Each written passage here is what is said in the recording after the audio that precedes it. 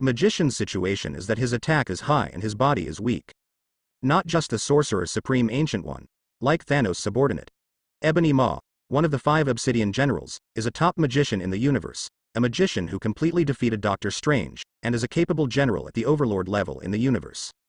The cause of death is also as strange as the living planet Egg. The powerful and elegant magician was thrown into outer space by Iron Man and Little Spider-Man to freeze to death. Many people think that Ebony Maw's death was too hasty. Why was Thor safe and sound in the universe, but Ebony Maw died as soon as he came out of the cabin? The answer to question can obviously only be explained by physical fitness. Although Ebony Maw is powerful, like the Sorcerer Supreme Ancient One and Chu Emu's Wanda, it is a squishy magician with poor burst and high defense capabilities. He is naturally inferior to Thor.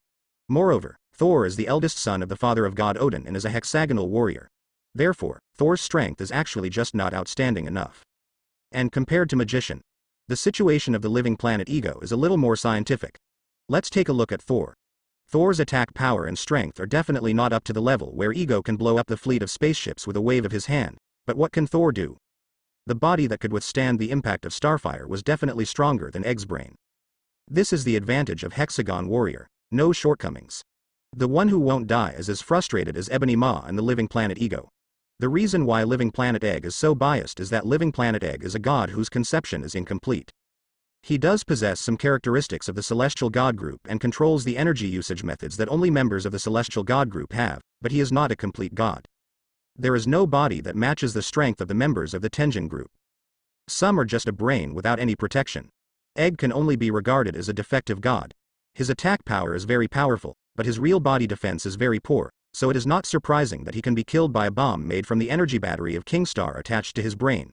In fact, if Ego had not been interfered by Star-Lord, he would not have died so hastily.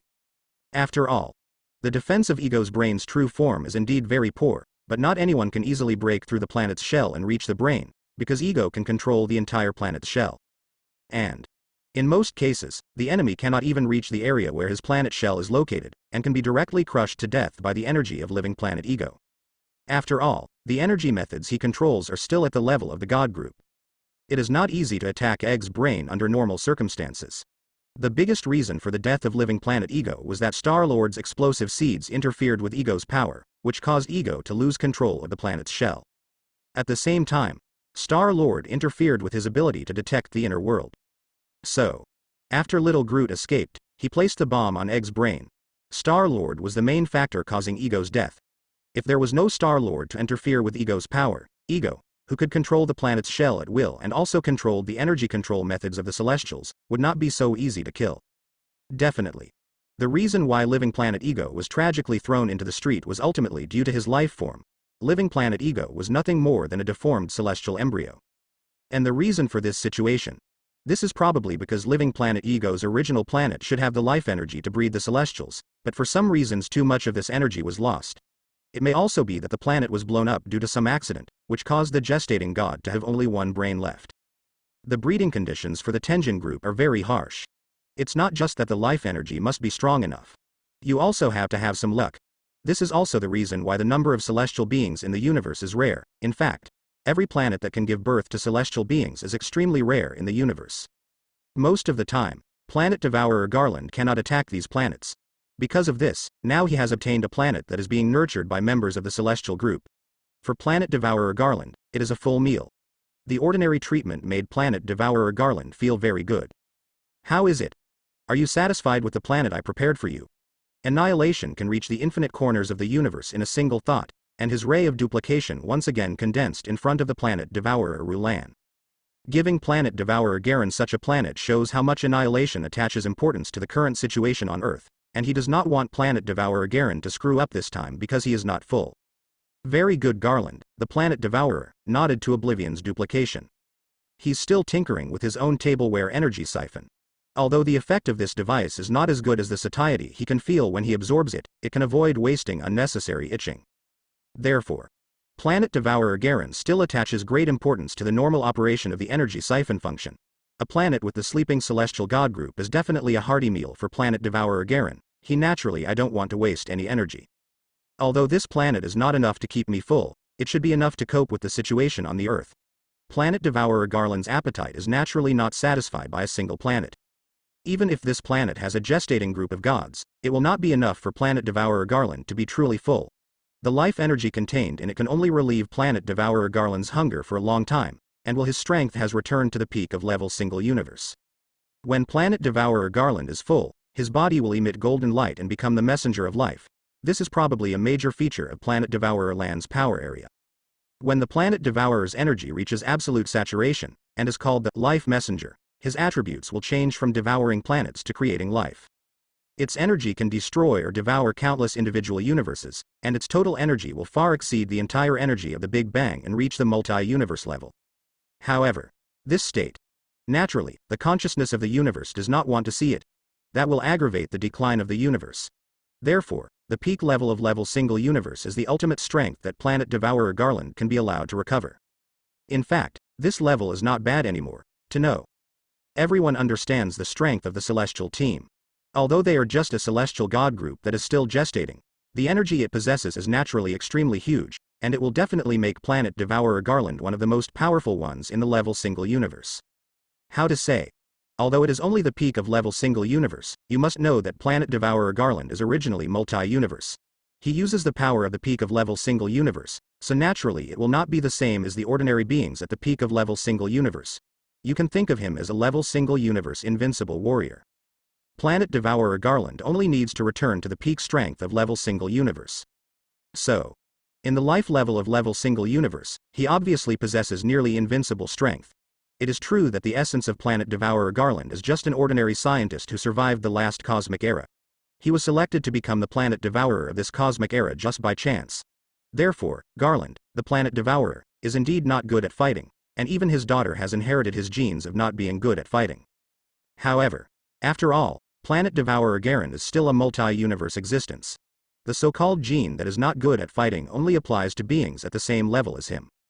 Using multi-universe level life levels to control other level single universe energies, Planet Devourer plus half of it can still be countless times more powerful than most level single universe life forms. It's like equipping a 10-year-old child who likes military themes with a personal combat suit. The effect is obviously not as good as that of a practical military strategist who has been on the front line for a long time. Military strategists may be a profession that favors staff, but you can't say that military strategists have no combat ability. They just can't compare to those skilled military kings. Holds the same weapon. It is still more than enough to bully ordinary people. Definitely. Perhaps this description is a bit strange, and there are also descriptions that are a little bit metaphysical. It is like the situation in a certain Starry Sky novel where the immortal king has the limit and the immortal king is invincible. It seems that everyone is on the same level, but the other person is actually already leading the opponent in a single stroke. That's right.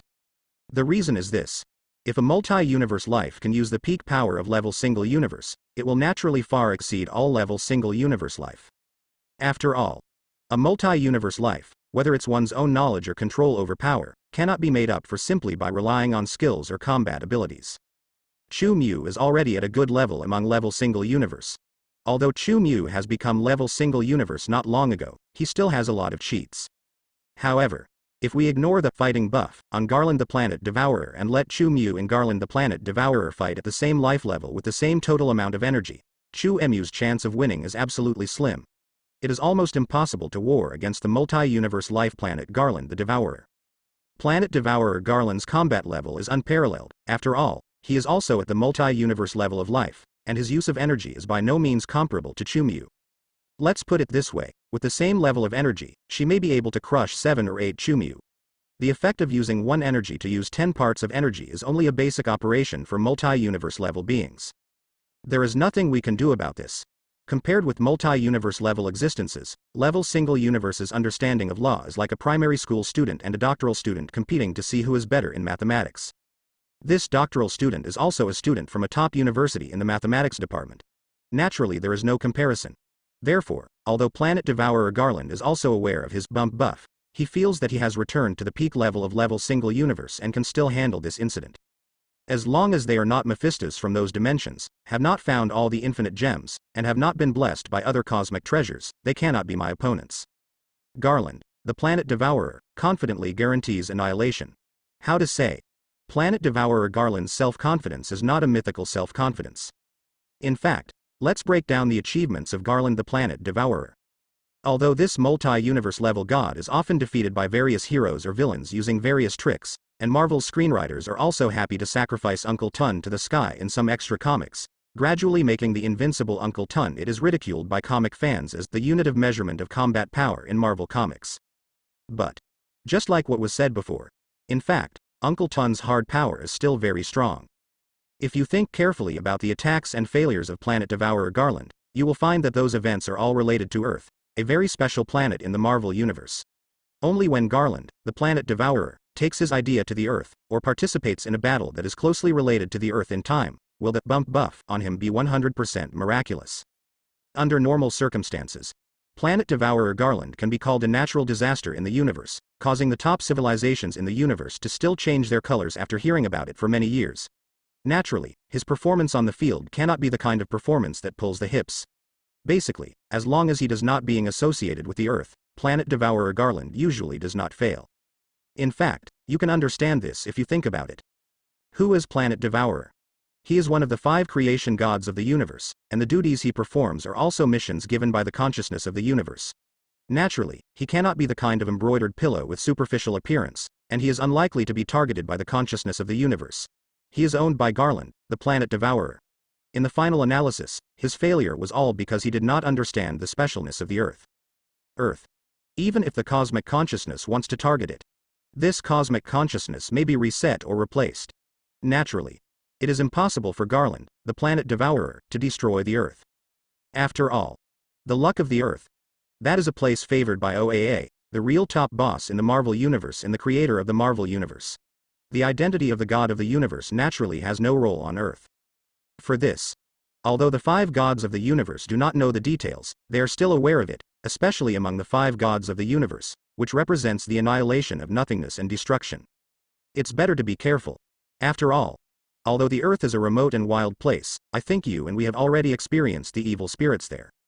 Annihilation also reminded Garland, the Planet Devourer, that he was also quite curious about the Earth. The only area where his authority could not be exercised was that remote planet.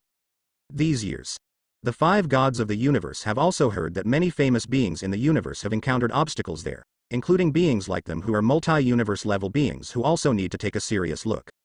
I definitely know. Planet Devourer Garland nodded seriously. He knows better than anyone how evil the Earth is. Moreover, Mephisto always likes to keep an eye on the Earth from those dimensions. It is not difficult to see that there must be shocking secrets on the Earth.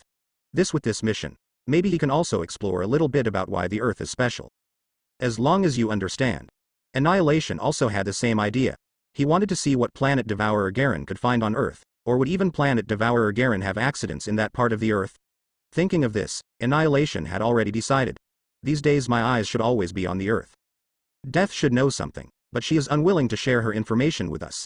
Annihilation thought about the fact that Death has paid special attention to the Earth recently. Don't just look at the Earth. Even the will of Death has mostly descended on that planet. About what Death wants from the Earth, Annihilation is also very curious. Death has always been like this. Nothing to make a fuss about. Planet Devourer Garland definitely knows that Death is on the Earth, but he has no interest in the purpose of Death. The only thing he cares about is his daughter on the Earth. After all, a life tortured by hunger for a long time. Naturally, he won't have any gossipy thoughts. Not even curious. What do others want to do in a remote place? The only interest of Garland, the Planet Devourer, is to find things in the universe that can become his own food. Not just the planet, or maybe it's something special. Although the cosmic consciousness has restrictions on him, it will not restrict him from finding some little desserts to relieve hunger, as long as it does not have a big impact on the universe. She must have a shocking secret, maybe it has something to do with our immediate superior. Annihilation is the complete opposite of Garland, the Planet Devourer. He has always thought highly of himself, and naturally he does not want to see his brothers and sisters gain more power than himself. The specialness of the Earth. Annihilation has always felt related to OAA. Yes, the immediate boss in Annihilation's mouth is OAA. If the secret discovered by Death is really related to that existence, Annihilation will naturally have to think more about it. Could it be that Death has discovered a further possibility? A will. It can change everything. The more Annihilation thought about it, the more frustrated he became. Perhaps you can also dedicate some of your will to condense a duplication on the Earth? Garland, the Planet Devourer, put forward his own suggestions for Annihilation.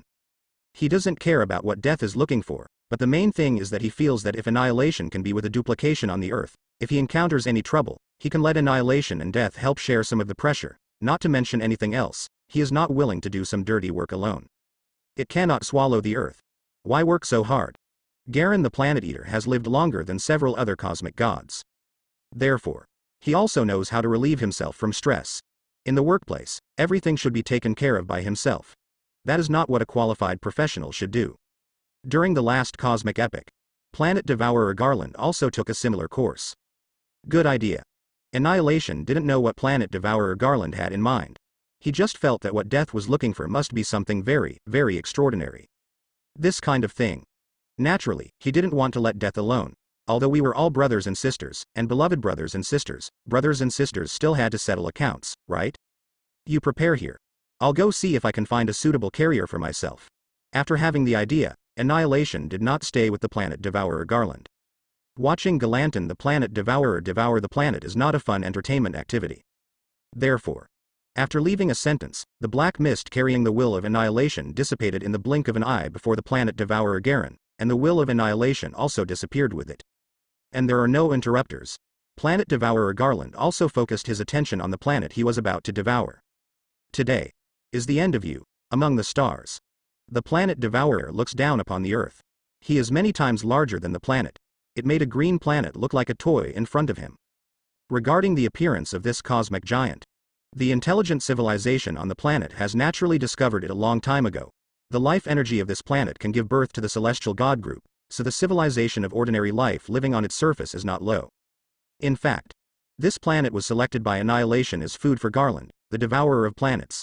The civilization on it was selected by Annihilation because it was too advanced in development. On this planet, each individual has strong physical fitness, technological development and physical strength comparable to the Eternals, and has a heart that wants to expand and conquer the universe. Therefore, they entered the gaze of Annihilation and became the planet chosen by Annihilation to be given to the Planet Devourer Garen. It can only be said that Annihilation obviously does not want to see another hegemonic civilization rise in the universe. This is your destiny. It is also the will of the universe. No one can change it. Every time before Planet Devourer Garland eats a planet, as long as there is a civilization on the planet, he will first declare to the civilization why he wants to eat the planet. How to say? It can be regarded as the only goodwill that Planet Devourer Garland has now. Let the beings on the planet he eats be treated as a bunch of idiots. For life. In fact, Planet Devourer Garland is also full of compassion, but as time goes by and as he gradually becomes numb, he has no other emotions at all. This is a destined thing. It is the original choice of the universe. As Planet Devourer, he was just fulfilling his mission. This was the reason that Planet Devourer Garland gave himself. At the beginning, it was just to relieve his inner guilt. And now, he has obviously regarded this view as a creed. There won't be any more doubt, nor will he show the slightest pity for the civilization that he has devoured. Just like the Big Bang ejected matter, which eventually condensed into fixed stars, planets and other celestial bodies, the universe is changing, and the scientist back then is naturally changing too. Unlike abstract entities such as eternity and infinity, the Planet Devourer was not the complete entity we see now. Initial. When life began to multiply in the universe. The newly born Planet Devourer is still growing up in his spaceship and floating in the universe. Hundreds of millions of years have passed like this, and he is still just a scientist with perfect humanity. In this process, Garland faced crises many times. He was also targeted by observers. An observer named Eyes discovered Planet Devourer's spaceship. Eyes pulled Planet Devourer's spaceship back to his planet for study, and discovered that there was an incomprehensible power in the spacecraft, which would eventually consume the entire universe. The energy needed to keep him alive. Therefore, after Eyes realized that Planet Devourer would be a threat to the entire universe, as an observer, Eyes even thought of killing this new Planet Devourer. This time, this should be Garland's most dangerous time. Fortunately, Eternity also came forward to explain the importance and necessity of Planet Devourer in the universe. Planet Devourer is the balance between eternity and death. This allowed the observers to put down their thoughts and choose to obey. The oath of intervention. Let the Planet Eater's ship continue its flight in the universe. In the tens of millions of years that followed, due to being unable to control its thirst for energy, the Planet Devourer finally couldn't help but devour a planet called Archaeopia.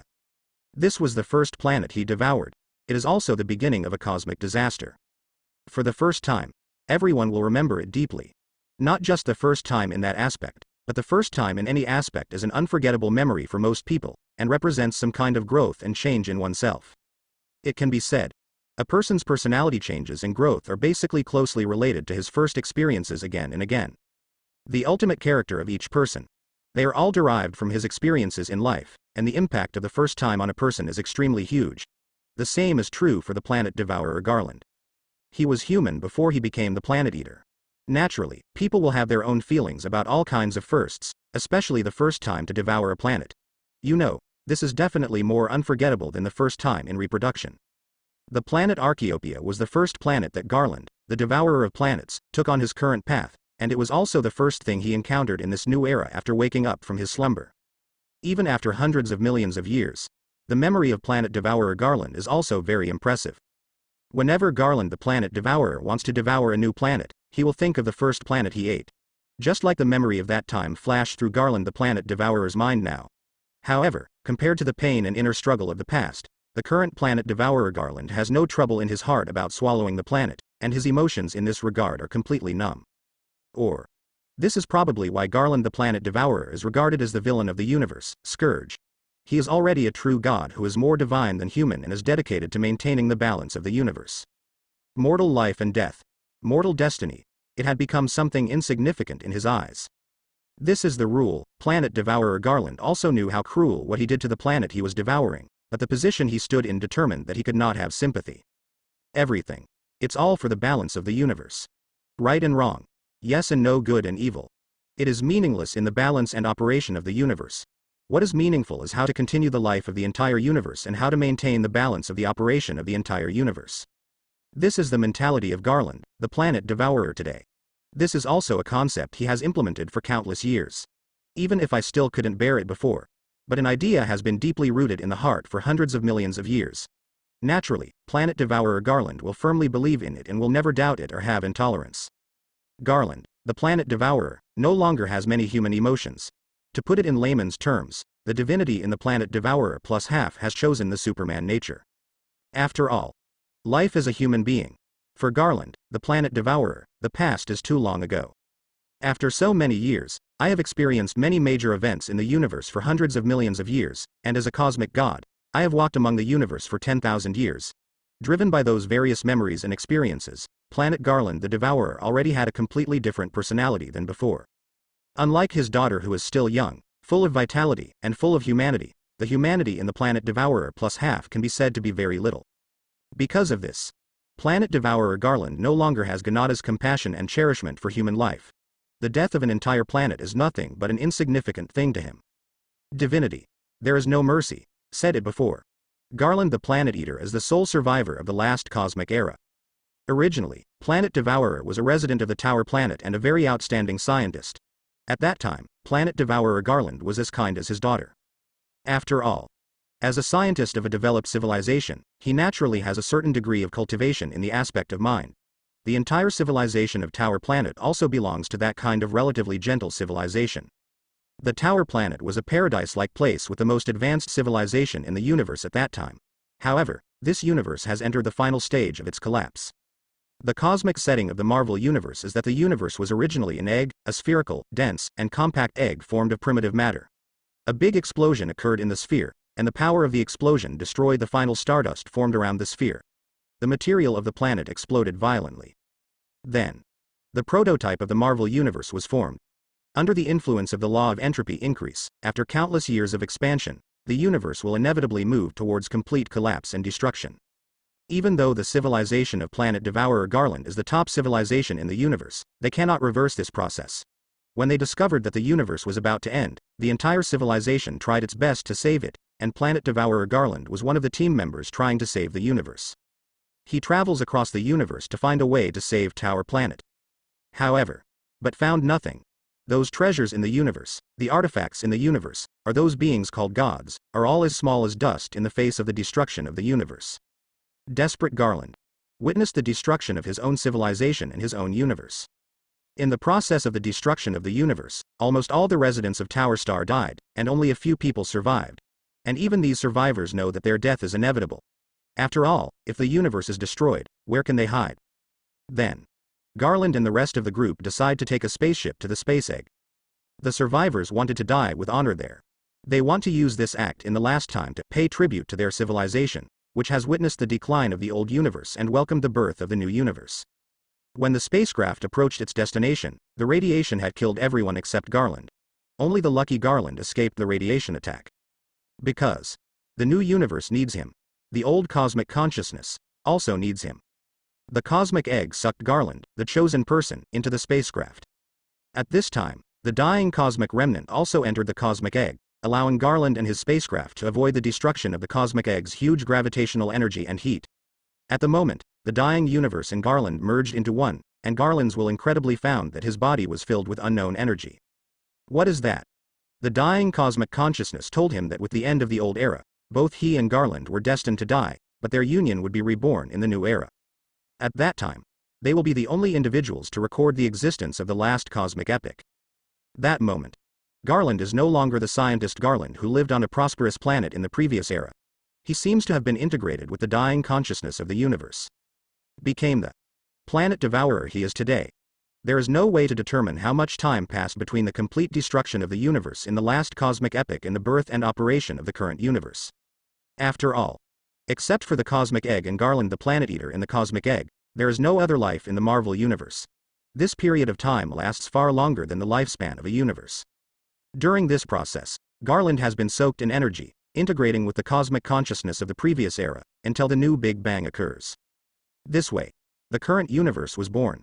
Eternity and death were the first cosmic gods to be conceived. And with the birth of eternity and death, a new cosmic egg hatches. At the same time, Garland erupted from his spaceship transformed by the cosmic egg. The newly born planet devourer and his spaceship were drifting in the universe, and began to gradually materialize and grow in the universe with 10,000 years as the time unit. Planet devourer learned how to use his great power. He created a suit of armor so that he could control his power. In order to evolve into his ultimate form, planet devourer Garland spent a long time in the incubation room of his spaceship. It was during this process that Garland finally encountered a turning point in his life. His spaceship drifted aimlessly in the universe to the vicinity of the planet Archaeopia. How to say? The Archaeopia planet is also extremely unlucky.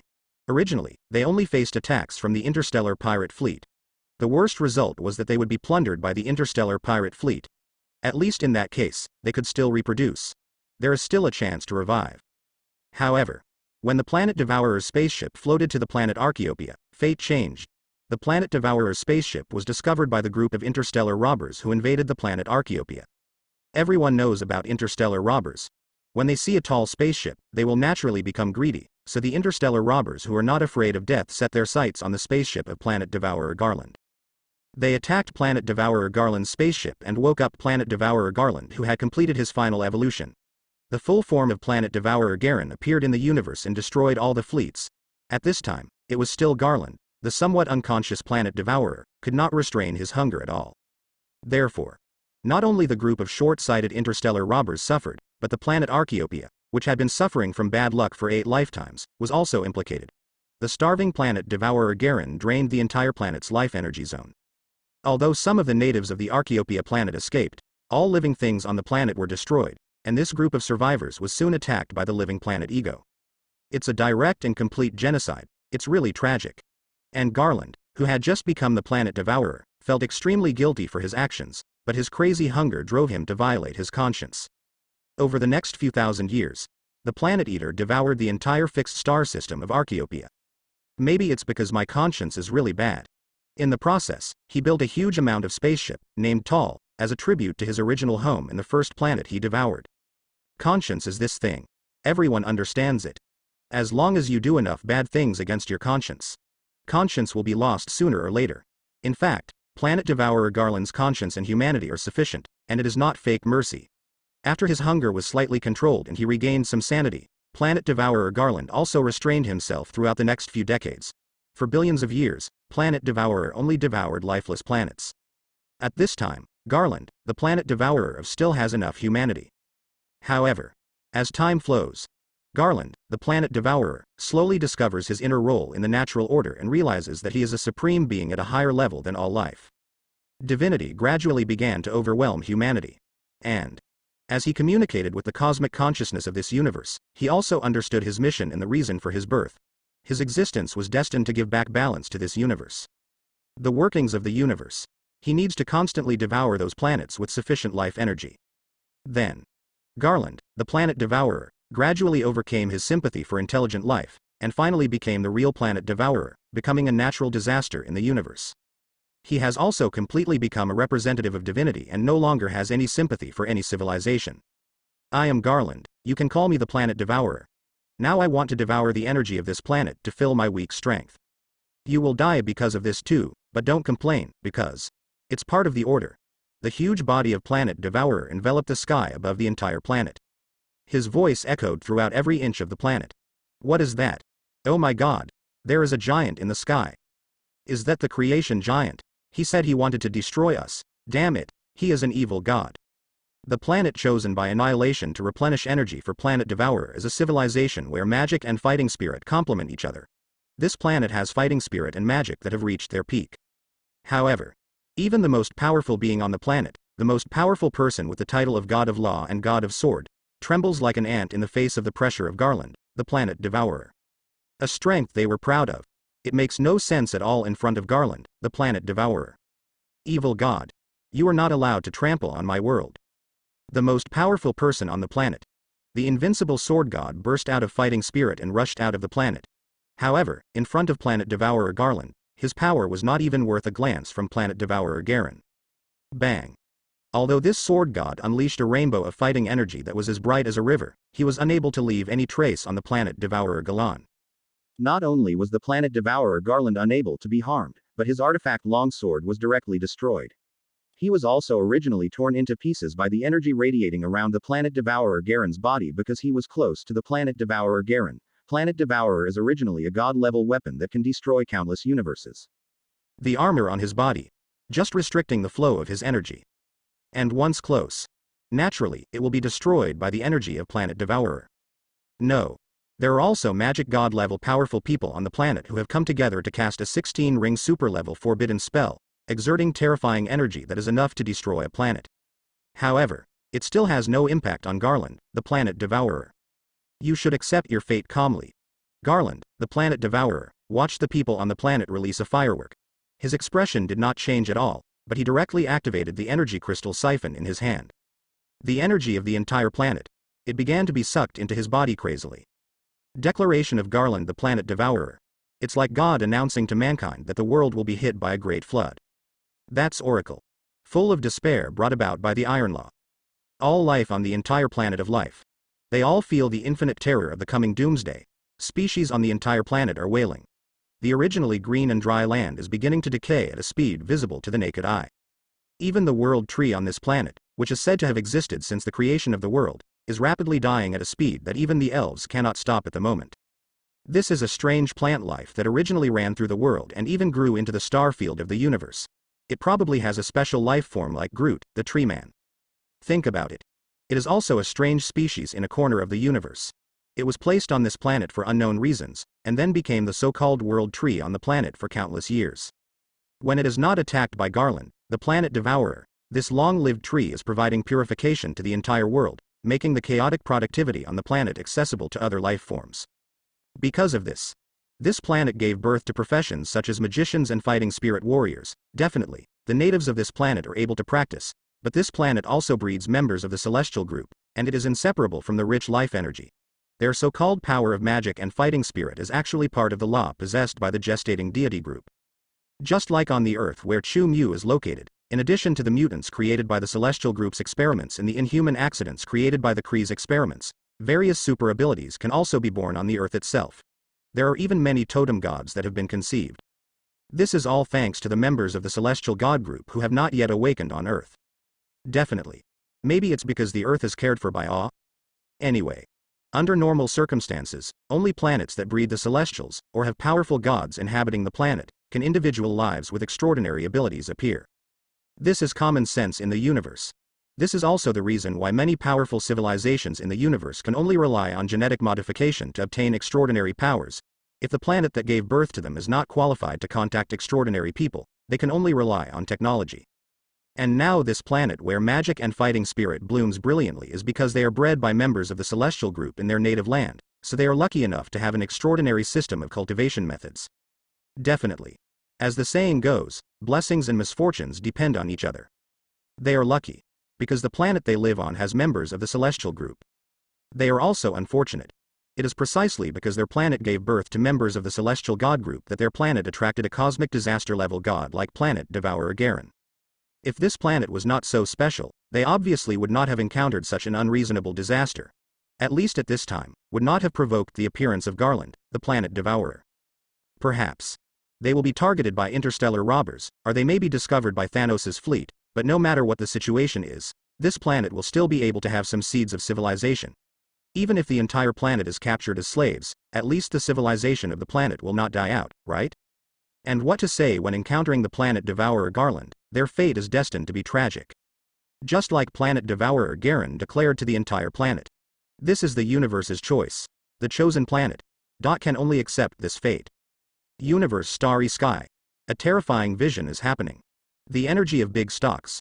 With the action of the energy siphon, it poured into the body of planet Devourer Garland at an alarming speed, and his originally hungry body finally found temporary relief. Constant energy. Filling the insatiable body of Garland, the devourer of planets, like a black hole. His body is constantly growing, from the original file size where he could hold the planet with one hand, to a physique that can hold the planet between two fingertips. The sky-blocking figure combined with the extremely terrifying scene made all the gods on the entire planet feel desperate. Planet Devourer Garen seemed to have the entire world in his hands. The energy is flowing. Garland, the planet devourer, enjoys this feeling. His body continues to grow. This is probably another major characteristic of Garland the planet devourer. As the energy in his body fills up, Garland the planet devourer's size can continue to expand. If there is enough energy, no one knows whether planet devourer Garen can expand to the file size of the entire universe, and as the size increases, planet devourer Garen's strength will also increase exponentially. Same reason. Under the influence of this characteristic, when planet devourer is in urgent need of life energy and his own energy is very scarce, his height will be reduced to 10.9 meters. It is about a little more than 10 meters. This size may still be considered a giant for humans, and it is much taller than the Hulk in its regular form. However, for Garland, the planet devourer, who feeds on planets, this is definitely the most miserable state. He becomes so small only when he is about to starve to death. It's probably because of this reason. Planet devourer Garen generally likes to show his huge form, maybe because he wants to use his huge form to tell others that he is still full. After all, although sufficient energy will make planet devourer Garland grow larger, this change is still a controllable method for planet devourer Garland. He just wants to. Then he can even make himself as small as an ant. But planet devourer Garland doesn't like to do that. He likes to show his huge body when walking outside, even if his huge body makes him look very bulky. No. Our world is going to destruction. World tree. World tree is suffering. As the life energy of the entire planet is passing away, the surface of the entire planet begins to decay, and a group of species with pointed ears keep wailing around the declining world tree money. They are elves. The ethnic group bred by this world tree. Some people may wonder how an alien plant life civilization has the ability to breed an ethnic group. In fact, it is not difficult to understand if you think about it from another angle. Creatures like elves are like alien plant life, parasites that were brought with them when they were brought to this planet. Parasites grew and multiplied in this world, and became what the indigenous people on this planet call elves. Obviously, this planet has a rather magical civilization background. But, compared with the fantasy novels Chu Mu had read before, in which cultivators could kill gods and demons, the magical civilization on this planet was no match for the real gods. They can only watch their world decline, and they lift. It will also be buried with the entire planet. No way. When an extraordinary race acquires extraordinary power, it naturally also has to bear the risk of being an extraordinary life. If this civilization is just an ordinary technological civilization and the structure of the civilization is not composed of extraordinary power, then the entire planet will be devoured by Garland, the planet devourer. At that time, they were still able to leave on the spaceship. After all, the purpose of planet devourer Garland is only to obtain the life energy in the planet. He usually does not pay attention to some fish that slip through the net. However, extraordinary civilization is different. The species of this civilization contain energy that can be absorbed, and it is naturally impossible for Garland, the planet devourer, to let these powerful men of civilization leave. Therefore, the entire planet is blocked by the planet devourer Garland's force field for 4 weeks, and the vehicles on the planet built based on magic cannot escape at all. Powerful and majestic God of the starry sky, please let us go. Let the world tree go. We want to be your slaves. After all, elves are aliens brought here with the world tree. So, they still have some understanding of the starry sky in the universe.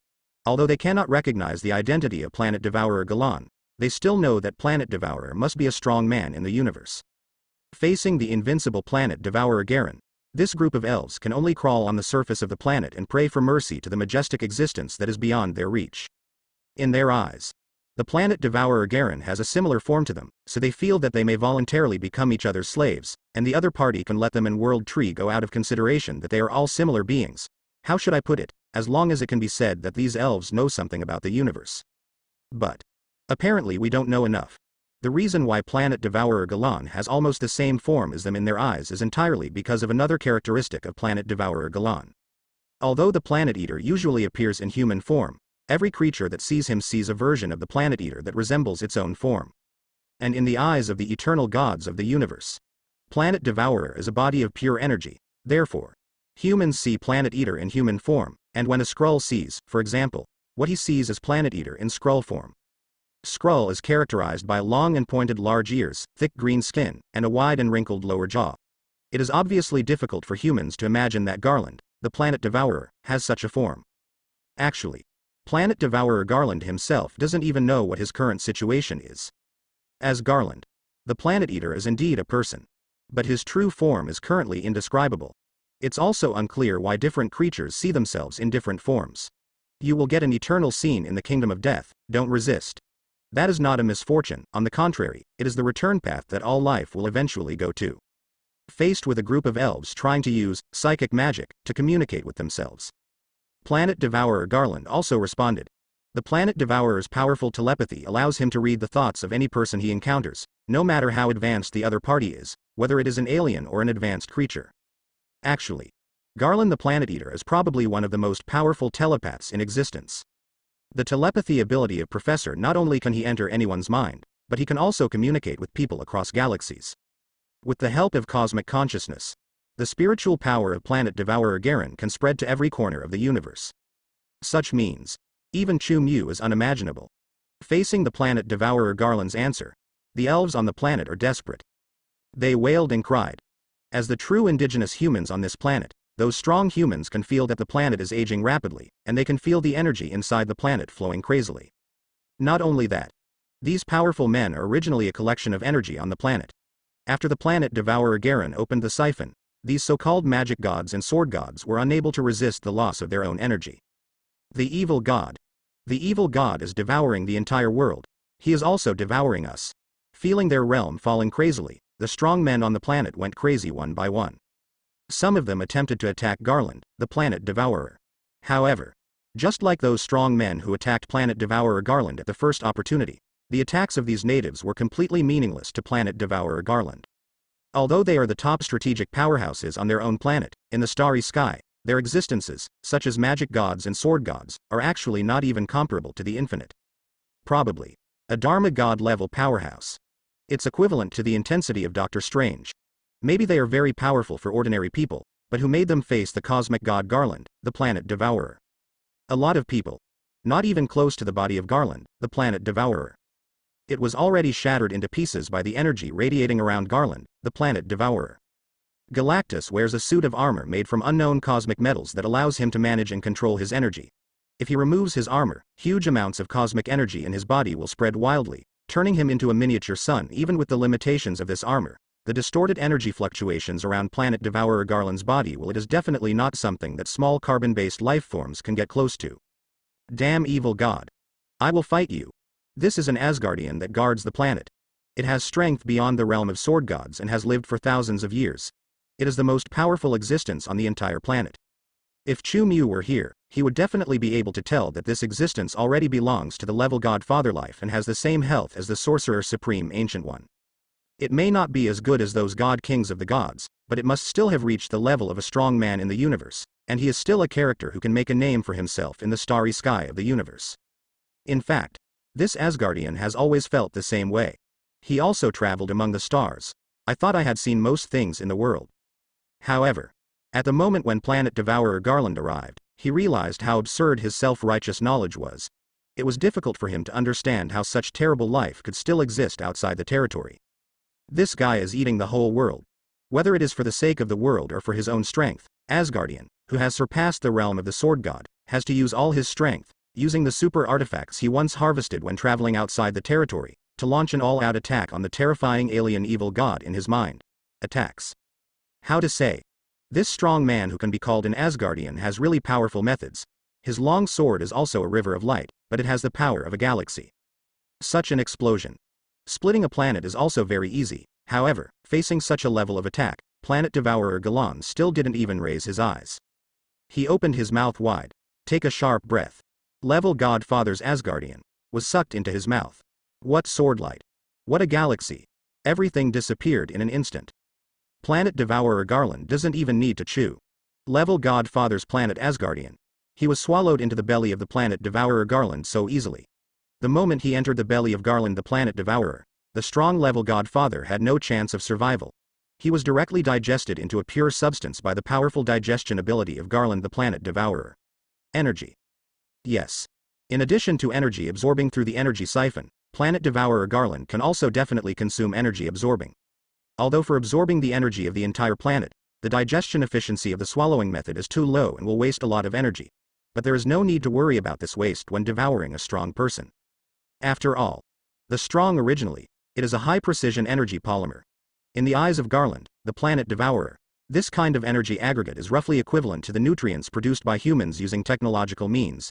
It is the kind that is very easy to absorb and has a very high utilization rate, so he swallowed it without any hesitation. Asgardian of this planet. After being swallowed by Garland, the planet Devourer, the Asgardian of this planet didn't even have time to scream, and his whole person had already fallen into eternal silence. To put it in slightly milder terms, it's like falling into a baby's sleep from which you will never wake up. His soul. It will definitely still be discharged directly into the death kingdom of the goddess of death after being absorbed by the digestive system of planet Devourer Garland. However, it is definitely not a pleasant process, and it will be digested by planet Devourer Garland. It is difficult for the soul to maintain complete consciousness after the system has been tortured. That is to say, even if you go to the capital of death. This Asgardian must have been in a state of confusion for who knows how many years. Each of the organs in Garland, the planet Devourer, has incredible abilities. This is probably a situation of evolution and mutation that occurred after countless years of gestation from the last cosmic epoch to this cosmic epoch. Just like the stomach of Garland, the planet Devourer, it can definitely be regarded as a special dimension that can decompose any existence that enters the energy contained in it. Not to mention the existence of level Godfather, even the beings of level single universe, like Chu Mu, have no chance of survival in the face of the powerful digestive ability of planet Devourer Garland. Yes, even Chu Mu's abilities cannot resist the digestive system of Garland, the planet Devourer. After all, the digestive system of the planet Devourer is like an entire dimension. If you want to resist the power of the entire dimension, it is undoubtedly a fantasy for people with lower realms than the planet Devourer. The life swallowed by the planet Devourer Garland is basically it announced the end of his life. The power of an entire dimension is at work, and the life of a single universe, in the face of that power, can only be decomposed by the digestion dimension of Garland, the planet Devourer. Definitely. The life of level single universe is definitely much better than the life of level Godfather, that is, the life of level single universe will not be decomposed in an instant like the life of level Godfather. It is already a level single universe life with the body of law, and can still resist for a while and a half in the planet Devourer's digestion dimension that is half the size. Although he cannot escape the fate of being digested in the end, he can still clearly feel the whole process of being decomposed and digested by the planet Devourer. Alright. This doesn't seem to be a good thing. The life of level single universe faces the digestive function of Garland, the planet Devourer. The experience does seem to be more tortuous. But, after all, there is a certain reaction time, and you can die as a sensible ghost. In fact, if Chu Mu encounters the same situation, he does not have to bite the bullet and resist the process of being digested. He can completely spread out his billions of glorious wings and escape directly. As a bug level means, billions of glory wings can travel even through cosmic barriers and time. Naturally, they can take Chu Mu to escape from the first digestion dimension of planet Devourer Garen. And planet Devourer Garen's ability is indeed extremely powerful, but there are ways to restrain it. Chu Mu knows many ways to use planet Devourer Garen's weaknesses to fight against planet Devourer Garen. How to say? Chu Mu doesn't know yet that Planet Devourer Garland is about to leave for Earth. Otherwise, he would have made some preparations in advance for this guy's arrival. No. Asgardian, Lord Asgardian has been defeated. How is it possible? The invincible Lord Asgardian can't resist this evil god. The planet's Asgardians are devoured. Such a scene.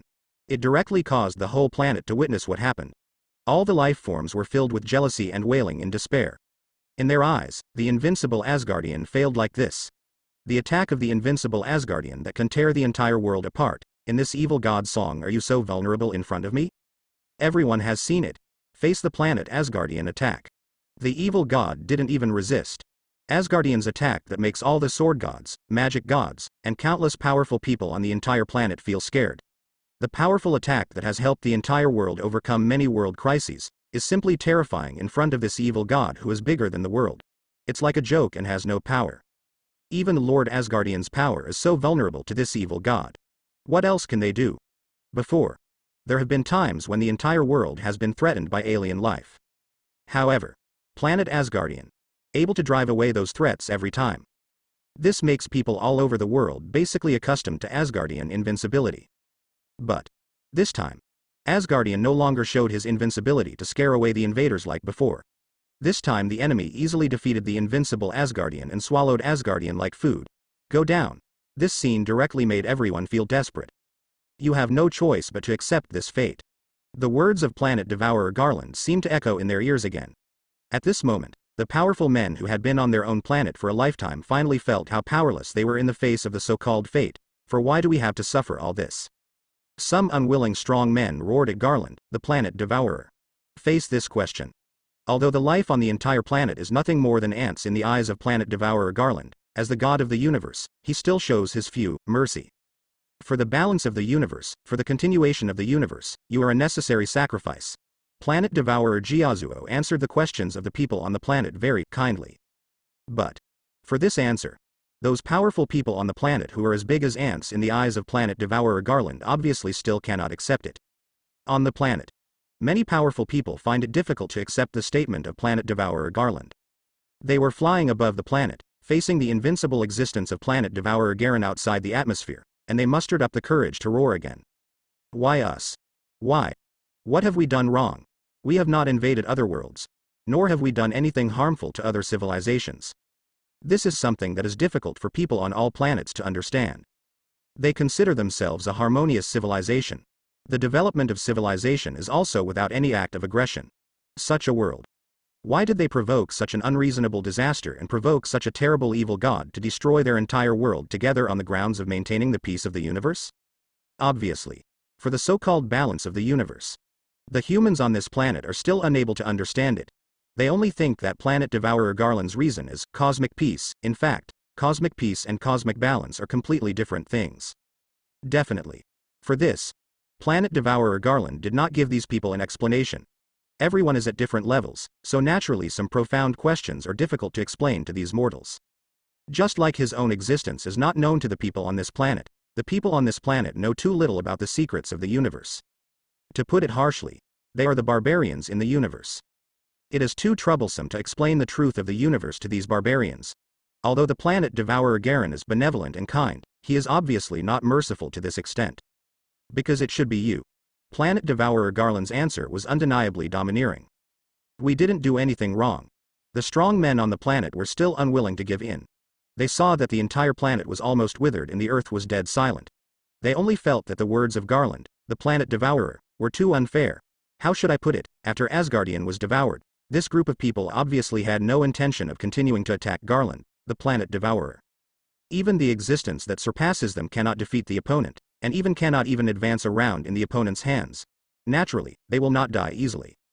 In fact, there are also many strong people trying to escape from this planet and go to the outer starry sky to survive, but they cannot leave because they are blocked by the force field doubled by the Planet Devourer. One more minute to live. No one wants to live less than a minute. Right and wrong are superficial discussions. Planet Devourer answered while receiving the input of energy. He could have not given any response, but in order for the life on this planet to understand, he still patiently explained the situation to the people on this planet. This. Probably countless years. The last bit of humanity left in Garland the Planet Eater. It can also be understood as perverted bad taste. The world is not as file-sized as you think. There are countless civilizations like yours in the universe. In order for these civilizations to continue, a very small number of civilizations need to be sacrificed to give other civilizations a healthy growth soil. I'm sorry, sacrificing you is the universe's choice. It's not about right or wrong. Planet Devourer Garland's statement is not wrong. This planet was chosen by annihilation and given to him. Naturally, it can be said to be the choice of the universe. After all, husband, any one of the 5 great gods of the universe can represent the will of the entire universe. Regarding Garland, the planet devourer, the powerful people on the entire planet are basically incomprehensible. Obviously, development of their civilization. Because of the existence of extraordinary power, they do not have a high level of thinking. They are destined to not understand the truth of destroying you. What does it have to do with you? We do not accept this fate. How can the so-called balance of the universe be such an unfair thing? This is your sophistry as an evil god. A group of insignificant planet powerhouses roared at Planet Devourer Garland. They only felt that the so-called balance was nothing more than Planet Devourer Garland launching meritorious deeds into their world as an evil god. It's just sophistry, not a just statement at all. Regarding the doubts of these powerful natives of the planet, Planet Devourer Garland had no intention of continuing to explain. He never minded being regarded as an evil god or villain. Whether you accept it or not, everything is doomed. Planet Devourer Garland's huge amounts of eyes reflected every inch of the entire planet's continuous decline. As for what this planet will eventually become, Planet Devourer Garland has witnessed countless times. Sometimes Planet Devourer will expel part of the energy he absorbed, but it will still make the planet uninhabitable. And like now, he is very when energy is needed, nothing is spared. In the process of phagocytosis, it will destroy all living things and water on the planet, leaving only the damaged and unregenerable surface layer of the planet. In fact, most of the time his devouring will destroy the entire planet and turn it into rubble in the universe. Only under some special circumstances will he reserve and return a trace of energy to a certain planet. No way. Just like what he said, his presence. Energy maintenance is required. This is also part of the balance of the universe. It's ridiculous. It's just a matter of strength and weakness. What kind of fate is this? You don't represent the universe. Your behavior. There will definitely be retribution. The natives of the planet are still constantly roaring at Garland, the devourer of planets, and they are constantly issuing curses and abuses at Garland, the devourer of planets. To this, Planet Devourer Garland didn't pay any attention to it. He actually knows. What on earth are the natives of this planet planning? The reason why this group of people stood in front of him and made ink marks on him one by one was, in fact, not entirely because the indigenous strongmen of this group of planets wanted to seek justice. This group of indigenous strongmen on the planet is, in fact, just covering up another fact, that is, some of the remaining indigenous strongmen on the planet are gathering together. They tried to use some method left by Asgardian to summon the god who originally created their planet's civilization, and use the power of that powerful god to fight against Garland, the planet devourer. The strong indigenous men floating above the planet, constantly cursing and questioning, are just a group of baits separated to attract the attention of Planet Devourer Garland.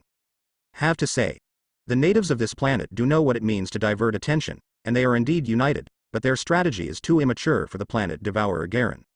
It's probably because these people don't understand the nature of Garland, the planet devourer. The omniscience and omnipotence of the cosmic consciousness is not something to be boasted about. Only, Planet Devourer Garland has no intention of stopping these guys. If they can summon a powerful being, it will be a good thing for Planet Devourer Garland. Who would say no to a snack delivered to their door? It doesn't matter what others choose. Anyway, Planet Devourer Garland doesn't think he can.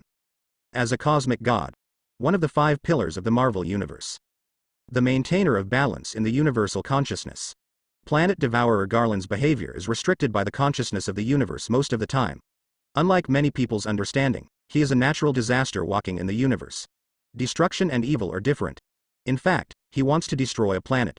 With permission from the universe, consciousness. Same reason. Even if Garland, the planet devourer, is extremely hungry, he cannot take action against planets and individuals full of life energy without the permission of the cosmic consciousness. Definitely, this restriction will be invalidated in one situation, that is, if someone dares to challenge the majesty of Planet Devourer Garland as the god of the universe, then he can naturally take action to punish the other party to maintain the majesty of the god of the universe. For Garland, the planet devourer, this kind of punishment will make the opponent become his food most of the time. Such devouring will not be restricted by the consciousness of the universe. Because of this, Planet Devourer Garland doesn't hate the strong men in the universe provoking him. In fact, he very much looks forward to those strong men in the universe taking action against him. If that is the case, he has reason to treat the other party as his own snack. For this planet with rich life energy, Planet Devourer Garland originally thought it was a big meal, but now the powerful man on this planet he was actually summoning some kind of great god. From the perspective of Planet Devourer Garland, it was completely because the other party felt that he was not full enough. I am preparing to give him a very delicious snack. Just think about it. Planet Devourer Garland was in a very transcendent mood. There are level God-Father Asgardians on this planet. So, a being who can become level God-Father and is treated as a god by Asgardians should also have the peak life level of level God-Father, right? It may also be the life of level single universe. If it is the life of level single universe, that would be wonderful. Garland, the planet devourer, quietly watched the small movements of those powerful people on the planet. To be able to have a full meal, he definitely doesn't mind pretending to be a blind man, and giving enough summoning time to the powerful ones on this planet to summon the so-called great gods. Your resistance, your unwillingness, even if you are unwilling to accept it, will not affect the implementation of balance. Perhaps, you can try to defeat me? Planet Devourer Garland's acting skills are also very good. After all, he is an old monster who has lived for who knows how many years. He looks like he has not noticed what these strong men are doing at all. As for the powerful people on this planet's means of delaying time, Planet Devourer Garland is very happy to cooperate with them. Evil God. You will definitely receive retribution. One day, you will end up like us. Although we are not your opponent. But, that's just because we are restricted by the world's rules. If we have the same energy as you, you will definitely not be our opponent. Have to say, compared with the acting skills of Planet Devourer Garland, the acting skills of these powerful indigenous people on the planet are a little bit disappointing. They obviously didn't have many opportunities to practice their acting skills in their past lives. 2. After all, as the strongest team on the planet, they naturally don't have to make excuses with others, which causes them to become a little too exaggerated when they act. No way. Just think about it. Those who have been in power for many years in their own world have always had other people show their acting skills in front of them. They have never had to look at anyone's face in their lives. But now they have to ask such a group of people to perform acting skills. Naturally, there it will seem a little overwhelming. Look at what the indigenous strongmen of these planets say. What makes Planet Devourer Garland stand on the same level as them, and then they can defeat Planet Devourer Garland? Isn't this an inappropriate and idiotic statement? Just like many losers in the workplace, who talk about the second generation of rich people every day that they can succeed in starting a business. They can only succeed because they have connections and connections at home. If you give yourself connections and connections, you can do it too. Like success, they are all very, very ridiculous speeches. Even those at the bottom who don't need any brains or calculations can fail, so how can they have the brains to face higher level games? If a person, only by being able to be the best at his level can he be qualified to say anything. If he had a different background, he would be able to achieve even more remarkable achievements. The man who works in the factory every day driving screws, even if he is given a rich second-generation background, he is still the kind of prodigal son who is not richer than the third generation and can give his family fortune to Huoguang. The principle is the same. How to put everyone on the same level before competing. They are the most childish words in the world. It should not be something that someone who has lived for thousands of years can say. However, the indigenous people on the planet can't think of better words. They can only grasp the unfairness of Planet Devourer Garland. Damn it, after running out of words, I can only forcefully start to curse. Have to say, the acting skills of this group of planet natives were indeed poor. However, Planet Devourer Garland cooperated with them very well and did not show any suspicion of their lies. In fact, in order for this group of people to summon the so-called Great God, smoothly, Planet Devourer Garland did not just pretend to be a villain with a low IQ and talk to the planet's natives. Since Planet Devourer Garen uses an energy siphon, it will absorb all the energy of life on the planet, so he is worried that the other party will be absorbed by him before he can summon the so-called Great God. The summoning ritual failed due to the loss of energy. To this end, paying attention to the behavior of the natives on the planet, Planet Devourer Garland also secretly slowed down the speed of energy absorbing. He did not want the snacks he received to turn into flying ducks because he absorbed them too quickly. Planet Devourer Zhejiang Lan is very enthusiastic about the situation on the planet. How to say? Those powerful natives of the planet who are delaying Garland the Devourer of the planet and trying to divert Garland the Devourer of the planet are obviously preparing summoning rituals on the planet in an attempt to summon the so-called Great Gods, to fight against Garland the Devourer of the planet. The strong man who puts all his hopes on the Great God is also very pathetic. These people are cognitively limited. Little did he know what a terrifying existence he and the other people were facing. They still have hope in their hearts. Sometimes, it is often the cruelest thing. Some things have actually been decided for a long time, but they still naively thought that things could turn around. Probably only those who have experienced that feeling will understand. False hope. More cruel than despair. Those beings on the planet who are trying to summon the gods. Doomed to failure. However, they still hold on to the false and frothy hope, and in a nervous state of fear that the evil gods outside will find out, they perform the ritual of summoning the gods left by the Asgardians. The language spoken by a group of planetary natives was all gibberish, and it was impossible to hear a detailed explanation. They gathered in a very tall building in the center of the planet. It is a stone tablet engraved with many mysterious runes, and there is vague and strange energy flowing in it. Now under the chanting of the spells in these people's mouths, the energy flowing on it is also constantly accelerating. Planet Devourer is increasing. As a cosmic god and a scientist with a strong thirst for knowledge, Lan can probably tell that the runes on this stone tablet represent a certain communication method and positioning coordinate function. Obviously, the curse spoken by these natives. That is to activate this stone tablet.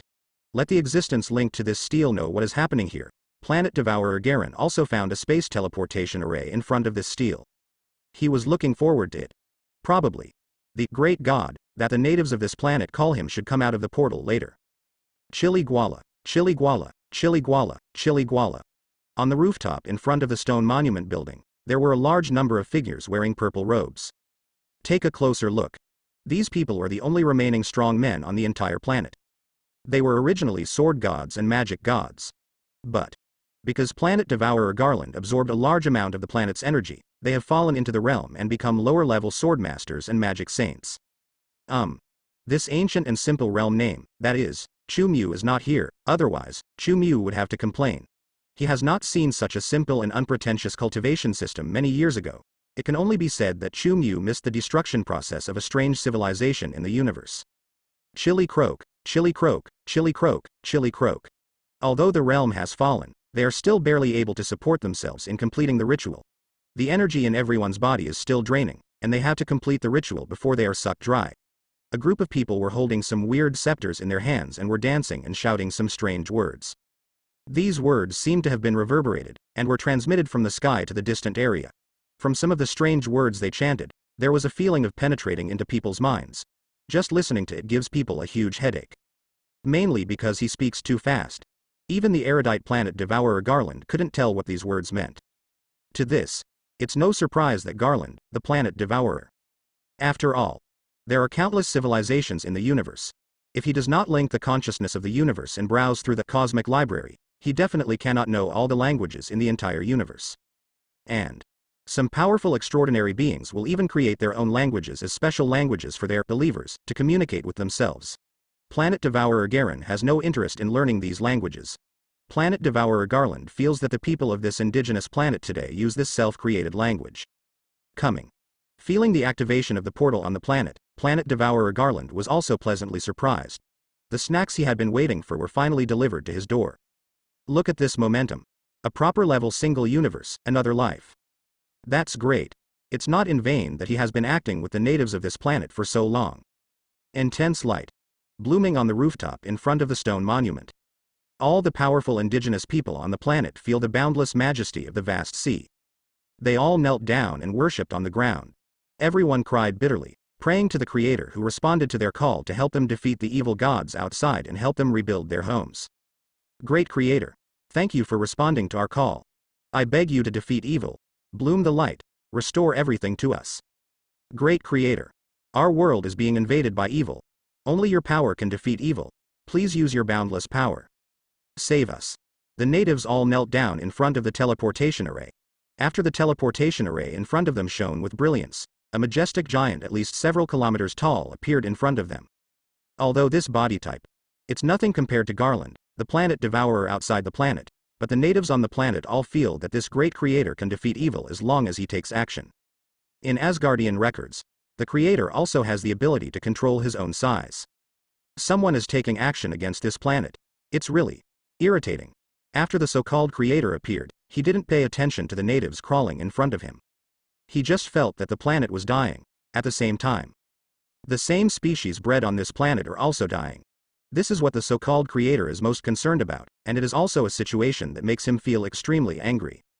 And for those crawling natives, the so-called creator didn't pay attention to their life and death at all. It turns out to be the celestial team. Planet Devourer Garland was outside the planet and felt the vigorous energy in the giant body that appeared. He immediately recognized the identity of the so-called creator. Yes, the demigod of the demigod group. In fact, if you think about it, it's not unexpected. It is the gods of the celestial group who like to spread civilization in the universe. Moreover, the reason why this so-called creator god is so concerned about this planet and even left a communication device that can contact him is because of this. This planet also breeds members of a godless group.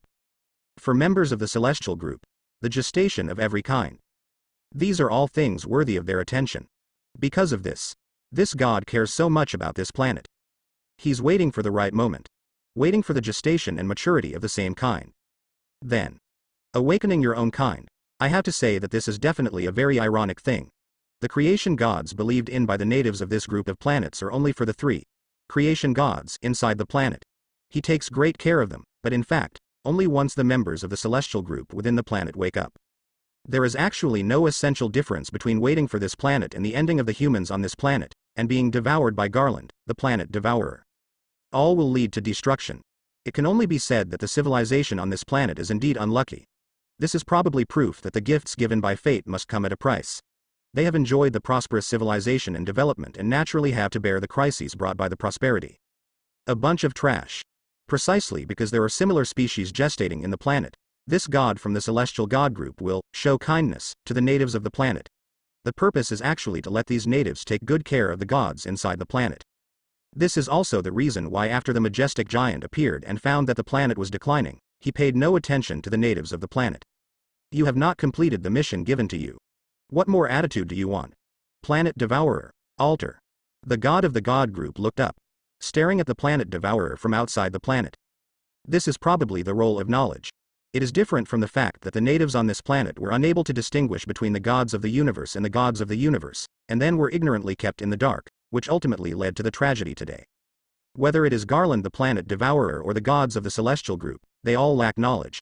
Therefore, Garen the planet Devourer can recognize the celestial gods of the celestial group, and naturally the gods of the celestial group also know the planet Devourer. As the top race of the celestials operating in the universe, they naturally often deal with the gods of the universe. Among the 5 pillar gods of the universe that represent the operation of the universe, the most hated pillar god of the celestial god group should be Garland, the planet Devourer in front of the giant.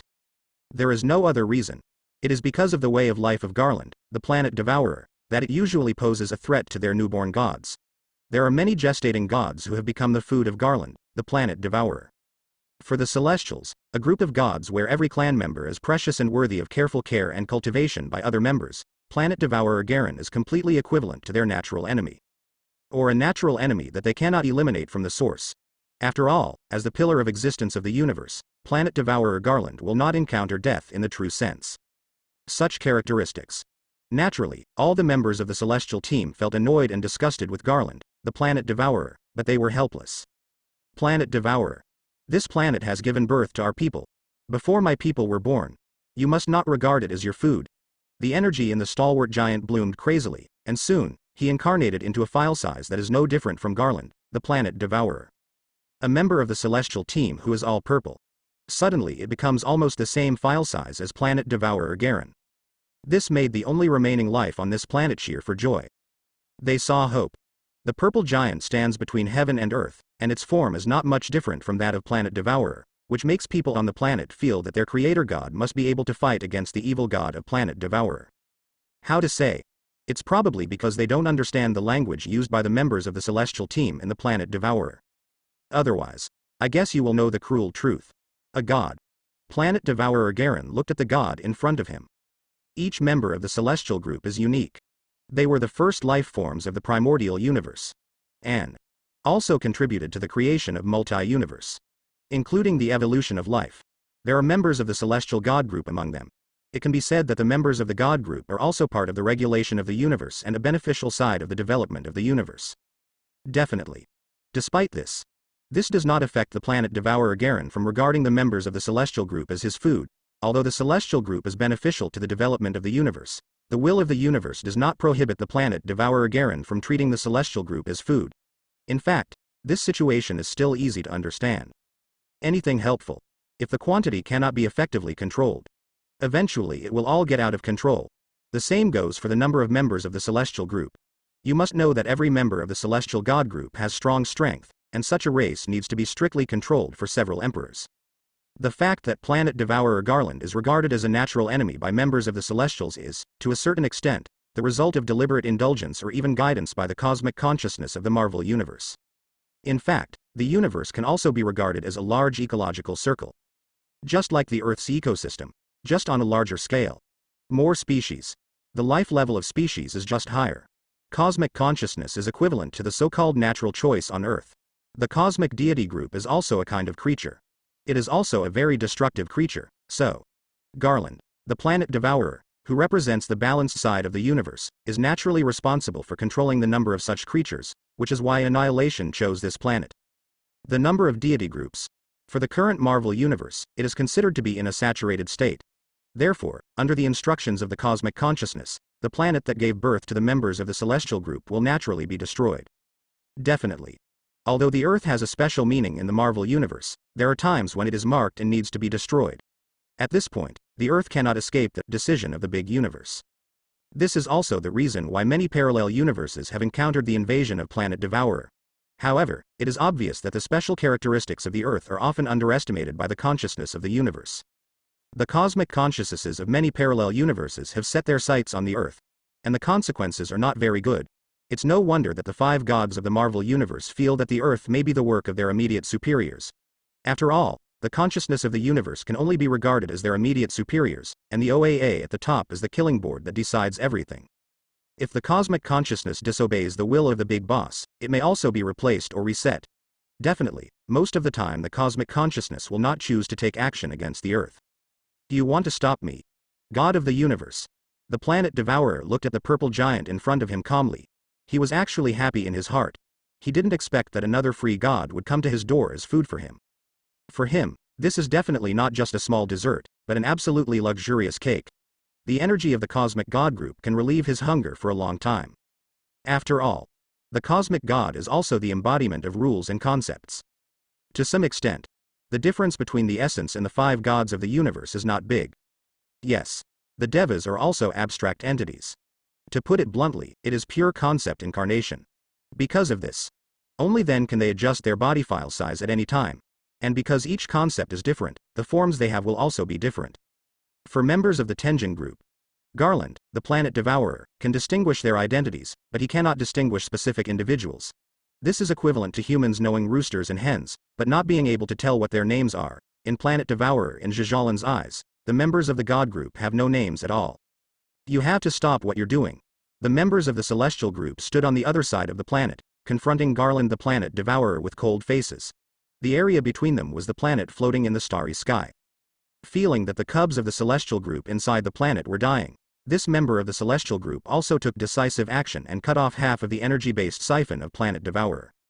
Feel that life energy no longer flows. The creatures on the planet cheered and cheered more and more. The great power of the Creator has terminated the power of the evil god. My level will not continue to fall. The Creator will surely defeat evil. Defeat the abominable evil god. O Creator, please return our energy to us. Kill the evil god. Steal his energy. We are saved. The soldier is saved. It's just that the energy siphon of planet Devourer Garen has been stopped. But it has already made the life of the entire planet boil. How to say? They probably have a kind of mysterious confidence in the members of the celestial god group. I don't know how wonderful they would feel if they knew how important they were in the heart of this so-called Creator.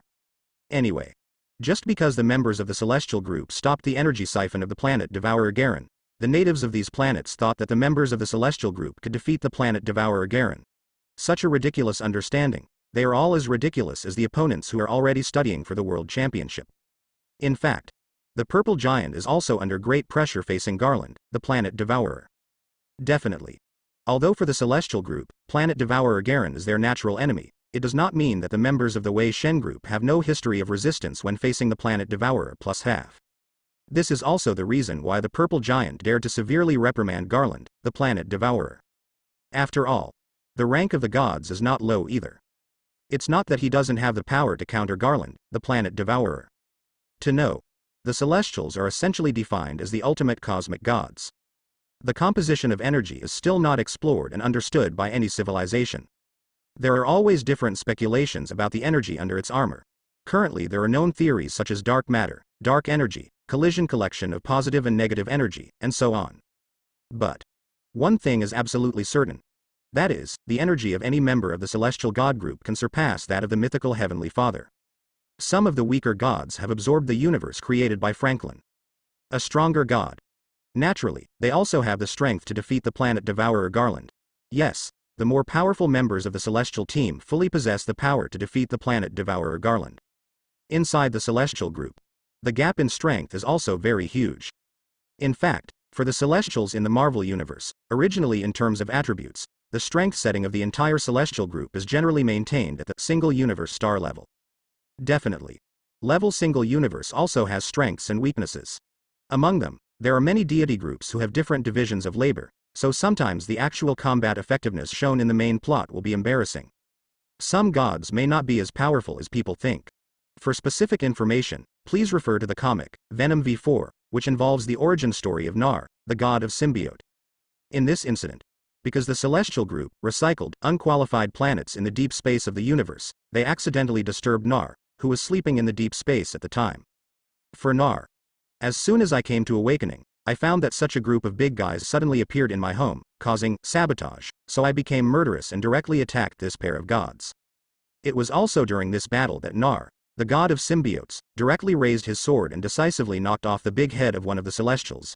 It was obvious that the Celestials had shown ability may not be as powerful as we imagined, and many times the Celestials are just cannon fodder units in a big battle in the Marvel Universe. This is somewhat similar to Garland, the planet devourer. There is a huge gap in strength within the celestial group. In addition, the strength of Garland the devourer in planet is extremely unstable. In the universe, it's not like there has never been a situation where planet devourer Garen was beaten up by the universe god group. Because of this, the purple giant dared to challenge the planet devourer. Planet devourer, not everyone is afraid of you. The purple giant raised his hands, and a huge amount of scepter appeared in his hand. I saw that above this scepter, there was an infinite gems embedded in it. Power gem. Obviously. Dare to challenge Garland, the planet devourer. The purple giant is not only because he knows that the strength of planet devourer Garland is in a state of high and low, so he is so confident that he even rebukes and reprimands planet devourer Garland. His reliance is also because he is currently holding one of the most powerful sources of power in the universe. Power gem. Holding such an artifact, the purple giant knows that most of the time, Garland, the planet devourer, will definitely not be his opponent. It is also a coincidence that the power gem is an artifact that is generally not held by a single member of the celestial group. It is only given to a member of the celestial group when the celestial group member performs some kind of cleanup task. Use. Under normal circumstances, naturally, the purple giant will not control this artifact. But what a coincidence, when the people who encounter this planet call. The purple giant was performing a cleanup mission, and was the only member of the team authorized to use the power gem. Yes. There are very strict rules and regulations within the celestial team. When daily operations are divided into teams, the responsibilities of each celestial team member are clearly divided. Most of the squad characters, in fact, they are all cleaning tasks. And the so-called cleanup tasks, it is to destroy some experimental bases that they think are no longer necessary, that is, those planets that members of the celestial group have once set foot on and planted seeds. As everyone knows, for some reasons, the members of the celestial group like to conduct genetic experiments on those planets with life. In the distant and ancient times, they have visited the Earth and planted the seeds of mutation and evolution in the human race, like they did to countless other planets. It is precisely because of the appearance of the celestial god group. A genetic factor called the X gene has appeared in humans on Earth. This dormant gene will trigger the birth of human mutants at some point. This is also the reason why X-Men appeared. The celestial group's experiments are spread across the universe. Typical examples are the Eternals on Earth, and the mutants with the origin of large ethnic groups is also the operation of Wushan group. What? Does anyone know about these two races? Skrull. This is a very peculiar race created by the Celestials. It can be considered a relatively successful work. After the Celestial group did a lot of research on many intelligent life forms, they created this race called Skrull. This race has a very high technological civilization. They can also change their appearance at will, and they can also change their appearance in the universe. It has a very high reputation. When S.H.I.E.L.D. director Nick Fury went to hide in outer space and formed a new secret organization, the fake Nick Fury who pretended to be him on Earth was Skrull. Say so. Presumably many people should be aware of this race. And as for the Krees, those who are familiar with the plot of S.H.I.E.L.D. Agent will probably be familiar with it. This race is all blue. Ronan the Accuser is a member of this race, and Captain Marvel's ability was also obtained from the rays of this race. They once became the Southern Lord-level civilization in the universe. Even Thanos' fleet. This civilization dares to cooperate with each other. One can imagine. How powerful is this civilization? Definitely. As a well-known villain in the universe, and has been abandoned by the members of the Celestial Team for a period of time, the Krees' ending is naturally not very good. This race and the planet's energy are close to being exhausted, and there are probably not many survivors. After a period of time, the Kree also became an extinct race in the universe. However, one masterpiece of the Kree people has been passed down, and that is the Inhumans they studied after the Celestials. Millions of years ago in Earth time, the Kree were at war with another cosmic empire. Because of strategic needs, the Kree came to the solar system and set up a workstation on Uranus. Soon after, they learned from their own group of creator gods and became interested in the genetic potential of life on Earth at that time, so they conducted a series of experiments on the Homo sapiens at that time. This type of experiment actually has a dual meaning. One is to study and prevent phenomena that may lead to stagnation and degradation in one's own evolution.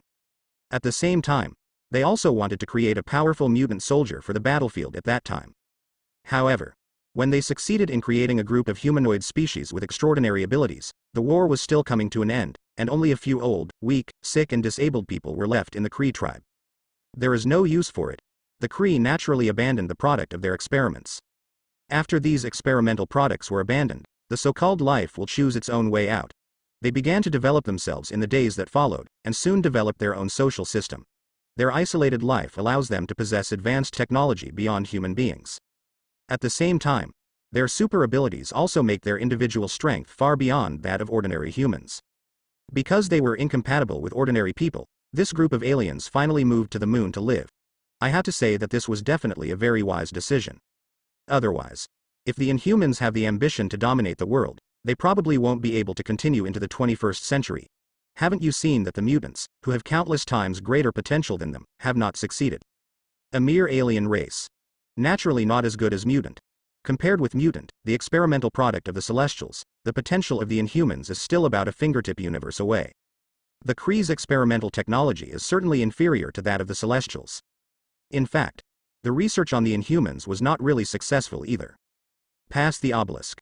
The Inhumans have gained a variety of super abilities, but at the same time, they have also caused genetic damage and deformity, and there is a high probability that very deformed strange species will be born. Even survival is difficult. In order to avoid this situation for most people, the Inhumans have implemented a long-term selective breeding plan to alleviate these mutations. One can imagine. How could the Kree's technology be comparable to that of the Celestials? Inhumans.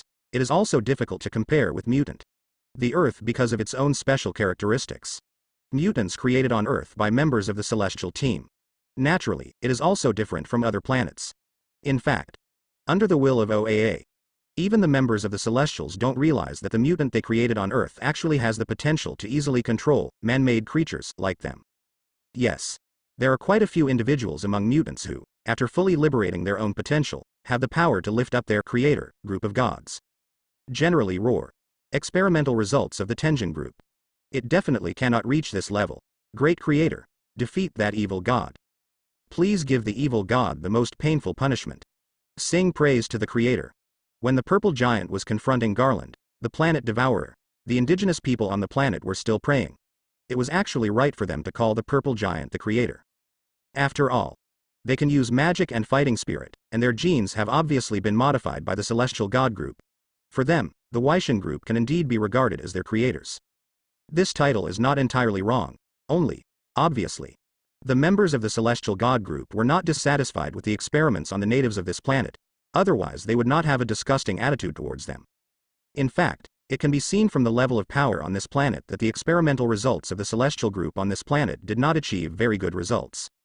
On a planet where new members of the celestial group are conceived, and under the conditions of rich life energy, the most powerful person is just a very, very ordinary level godfather.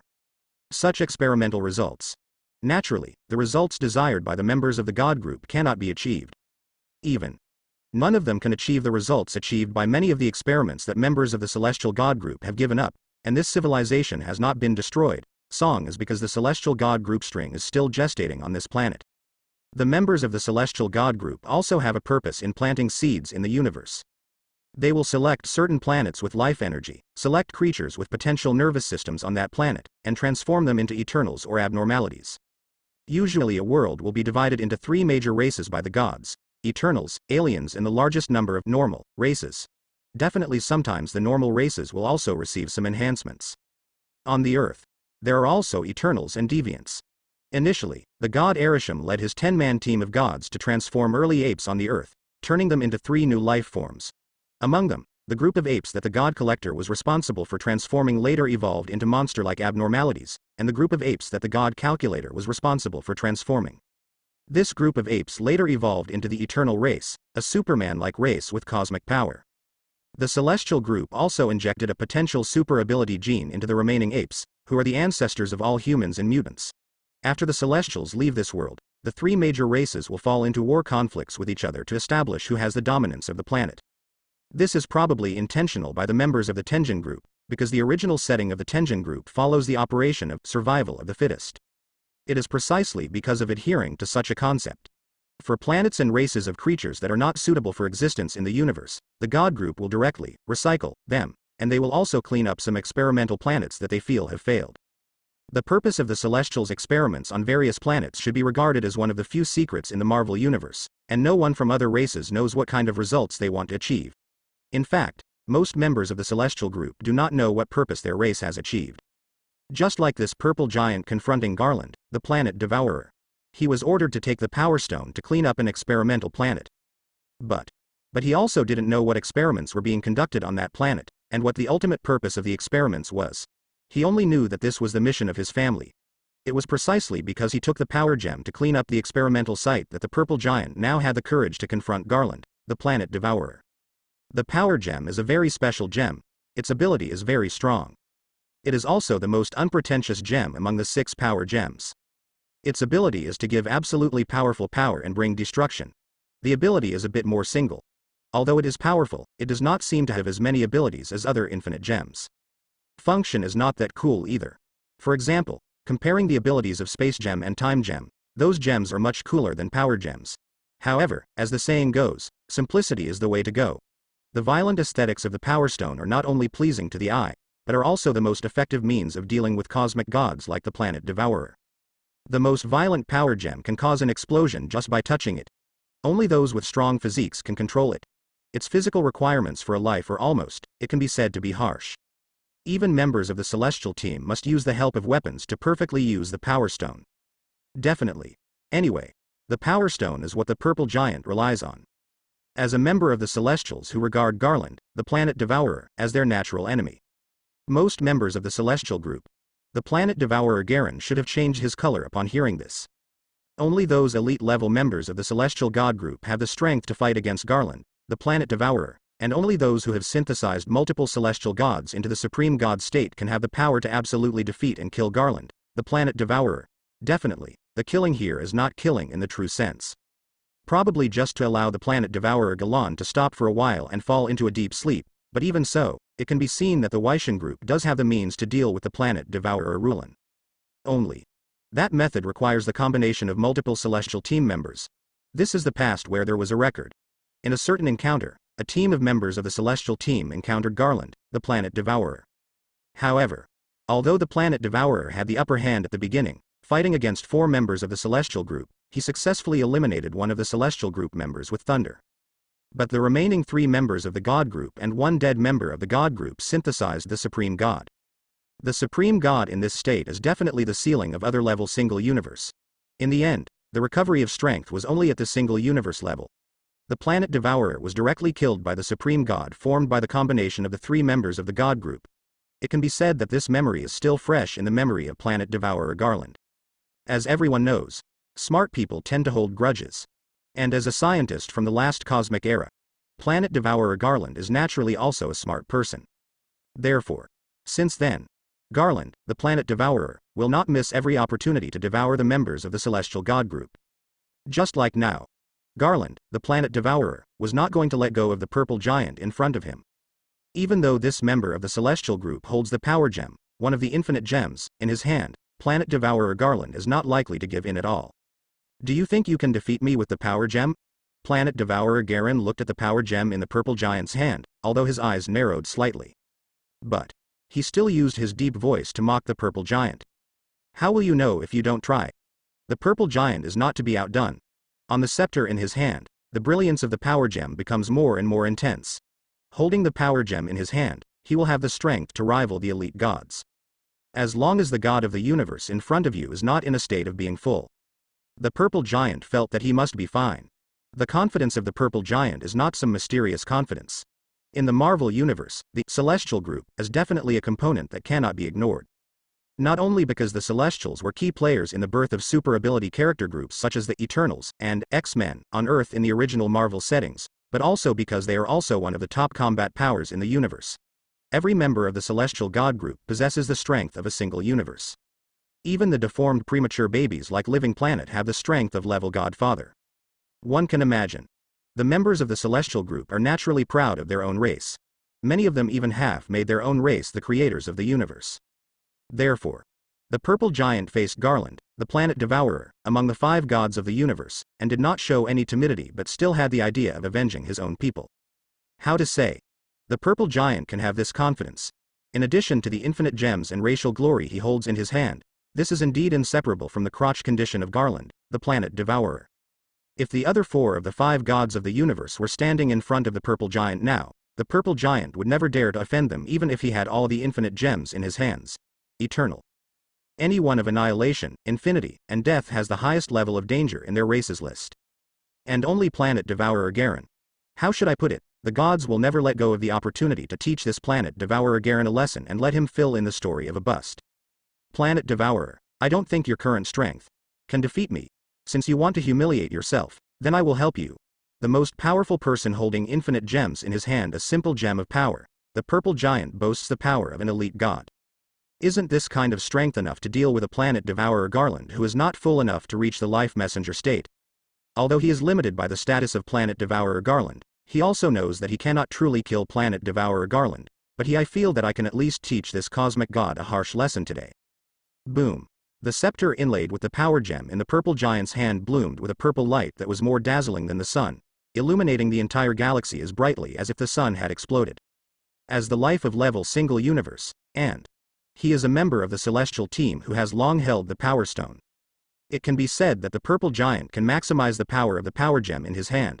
With the scepter, his body is strong enough to withstand the consequences of using the power gem at full strength. Therefore, the energy of the power stone was rolling and stirring, and the terrifying power was quickly brewing. As the purple giant raised the scepter and attacked the planet devourer, the entire space of the galaxy seemed to be unable to withstand such pressure. Everywhere in the galaxy you can see the cracks in space spreading constantly. Fortunately, the Marvel universe is a very high-level universe and the self-healing ability is basically full, so those space cracks that keep appearing do not tend to expand and collapse. If it were an ordinary dimensional world, I'm afraid such pressure would have caused the entire dimension to collapse. After all, this was a powerful blow from a member of the celestial team using the power stone. The power of level single universe explodes.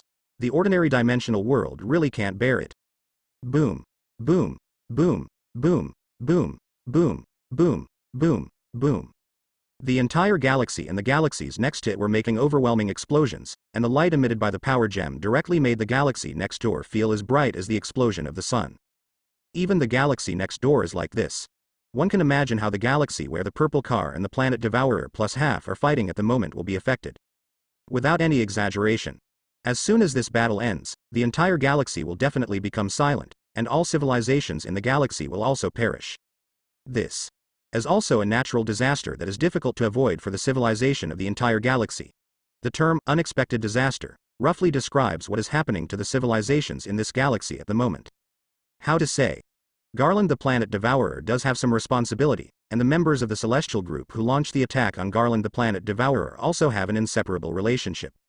And no matter it is any god among these two existences, there is not much concern for the civilization and life in the entire galaxy. It's just the destruction of a galaxy's civilization. There are so many galaxies in the universe. This is like trampling a few ants out of 100 billion ants. It is insignificant to the members of the Weishen group and the pillars of the universe like the planet Devourer. It will neither affect the experiments of the God group nor the balance of the universe. This is the cruel truth of the universe and the meaning of civilization from the perspective of gods. Meaning is meaningless. God's contempt. For those innocent civilizations, it is a disaster. Think about it. Original. Your civilization has absolutely nothing to do with the disputes in the universe. You wake up and go to work as usual, and you are still thinking about what to order for lunch while you are fishing at work. Suddenly, as a storm swept across, your civilization just dissipated. How terrible and cruel this is. And now, in the galaxy where Planet Devourer Garland and Purple Giant, a member of the Celestial Group, are located, countless civilizations have encountered similar situations, and many, many lives have been affected without knowing it. Most civilizations. Because the life energy contained in the planet is not rich, and it has not been transformed by the Celestial God Group, the individual life strength bred by the civilization will not be too strong. Basically, it can be regarded as a technological civilization. Such civilization. The individuals on their planet have no resistance at all when faced with the storm that sweeps across the entire universe. It's just that when the Purple Giant, a member of the Celestial Group, wields the scepter and unleashes infinite power, the lives in these civilizations, that is, countless numbers died in a very short period of time. This is true for those civilizations that still have some buffers in the distance. One can imagine what will happen to the planet at the center of the battle between the Purple Giant, a member of the Celestial Group, and Garland, the planet Devourer. No. My eyes, Creator, help me, my eyes exploded. What the hell happened? What kind of light is that? The encounter must have been tragic. In fact, when the scepter in the hands of the Purple Giant, a member of the Celestial Group, lit up with the light of infinite gems and illuminated the entire galaxy, the survivors on the planet were blinded. The survivors on the entire planet were blinded immediately. It can be regarded as a kind of retribution. There is such a rule in the Marvel Universe. That is the choice of the gods. It has nothing to do with good or evil. There is no right or wrong. So under such a hidden rule circulating in the galaxy, those civilizations that were affected by the aftermath of the battle between the planet Devourer Garland and the Purple Giant of the Celestial Group encountered the end of destruction. It is probably necessary to find someone to take the blame. We can only settle this account on the planet selected for annihilation. Those civilizations that have nothing to do with the planet that Planet Devourer Garland is eyeing, in the final analysis, it is because the strong men on this planet summoned the members of the Celestial God Group to come, and this has brought disaster to the civilization of the entire galaxy. There is indeed a responsibility that is completely inseparable. How to say? Some people may feel that they just want to be saved and do not want to suffer the fate of being destroyed by Garland, the planet Devourer. It is very unfair to bear such a responsibility. Obviously. People who think like this still don't understand the cruelty of the universe. Garland, the planet Devourer, just wants to devour this planet to restore his own energy.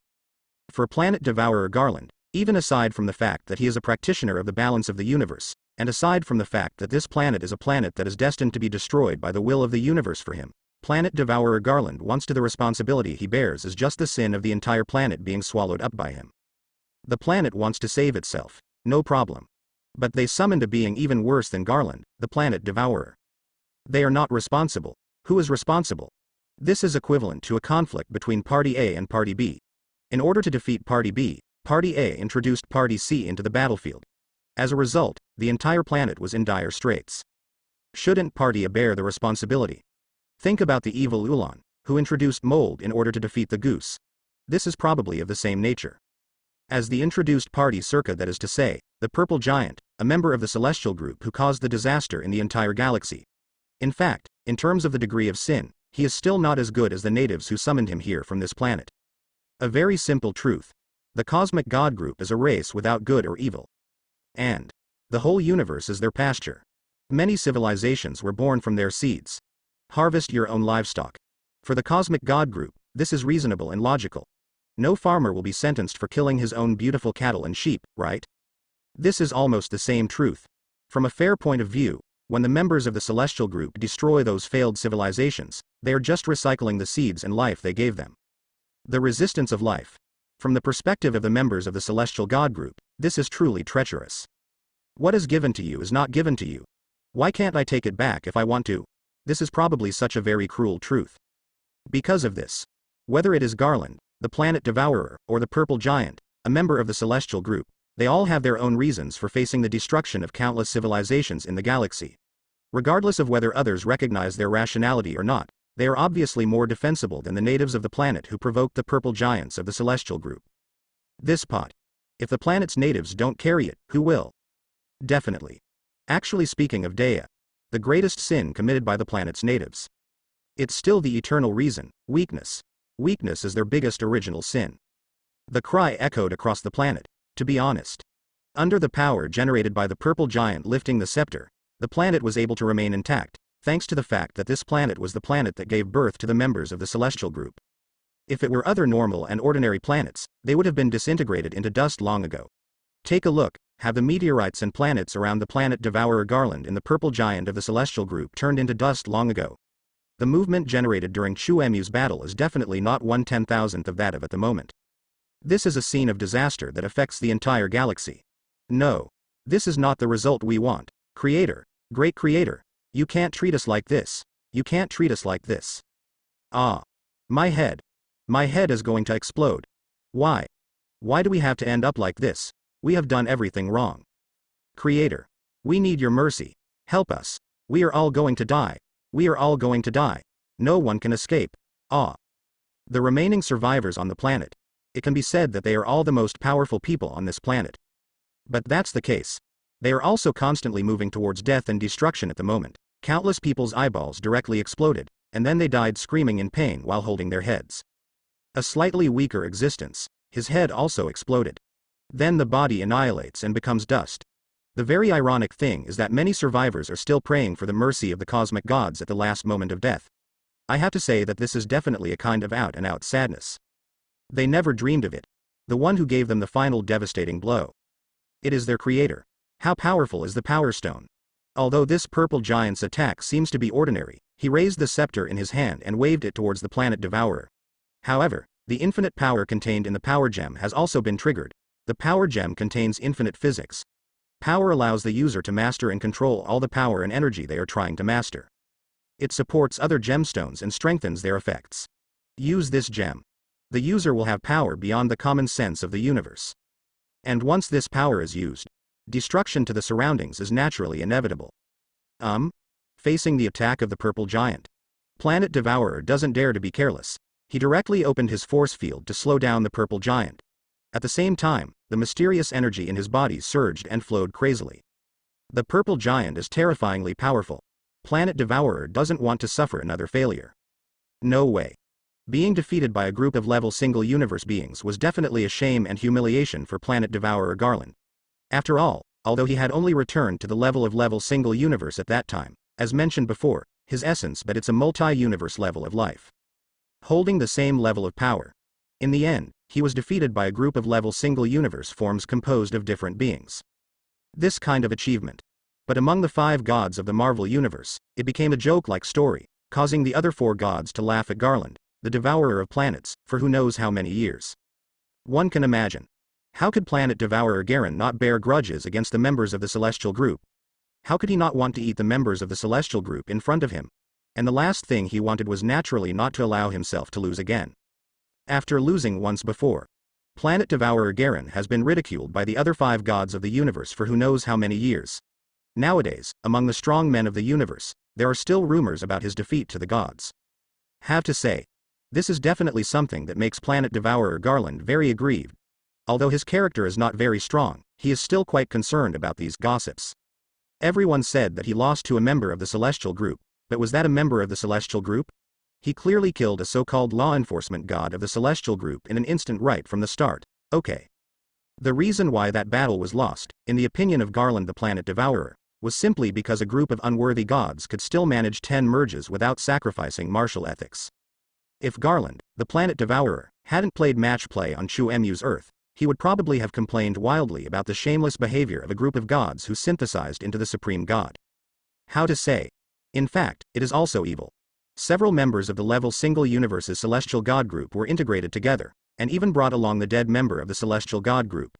The strength of the combined supreme god was far beyond that of level single universe. It belongs to the kind of situation that has surpassed level single universe, but has not reached the multi-universe level.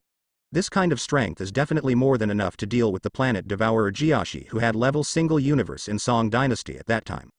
It is true that planet devourer Galan is a multi-universe level being who controls the highest realm of multi-universe levels. Under normal circumstances, he cannot be defeated by a group of gods at the same level. But, after all, the situation of the celestial god group is considered very special in the universe.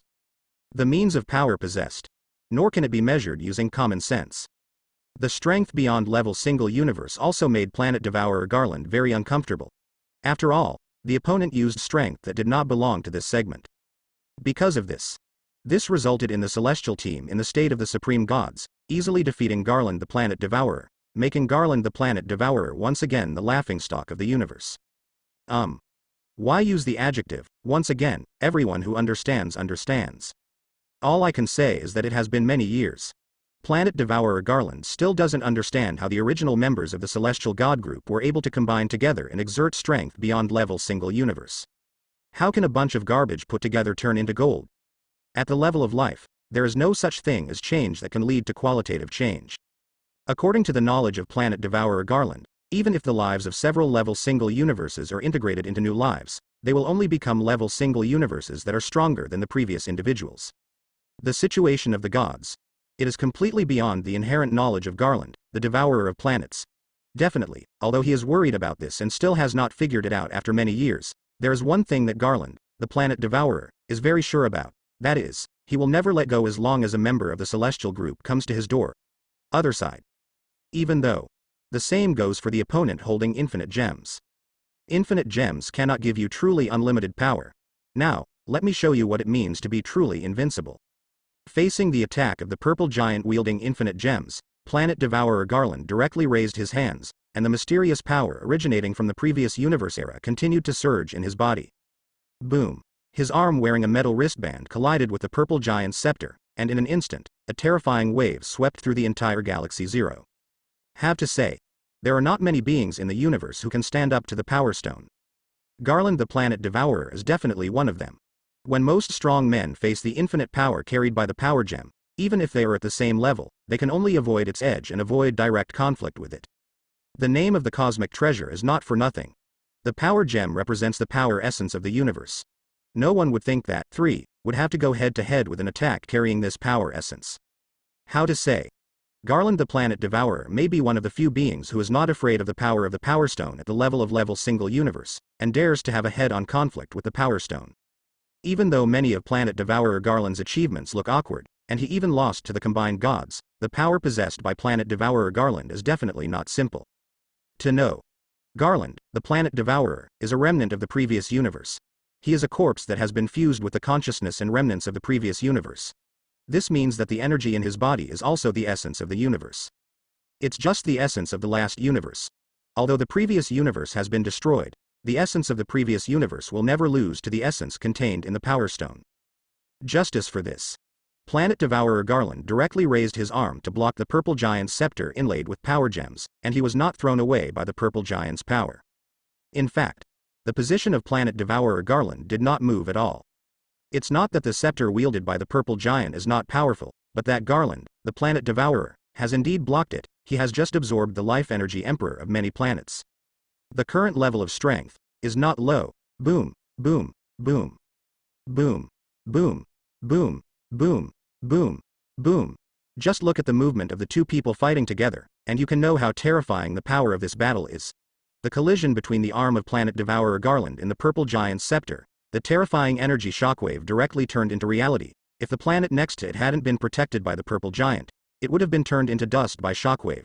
This is no exaggeration at all. Except for the planets protected by the purple giant, the two people's attacks collided, and the shockwave produced directly annihilated countless planets in the entire galaxy into ashes. There was not a trace of dust left, and the entire galaxy was directly emptied, causing the entire galaxy to become a dead and empty starfield under the influence of the shockwave. I don't know how many years it will take. Only then can this empty area be filled with planets and meteorites again. The powerful energy ripples even spread to other galaxies, setting off sudden cosmic storms in other galaxies, causing many weak civilizations in other galaxies to suffer.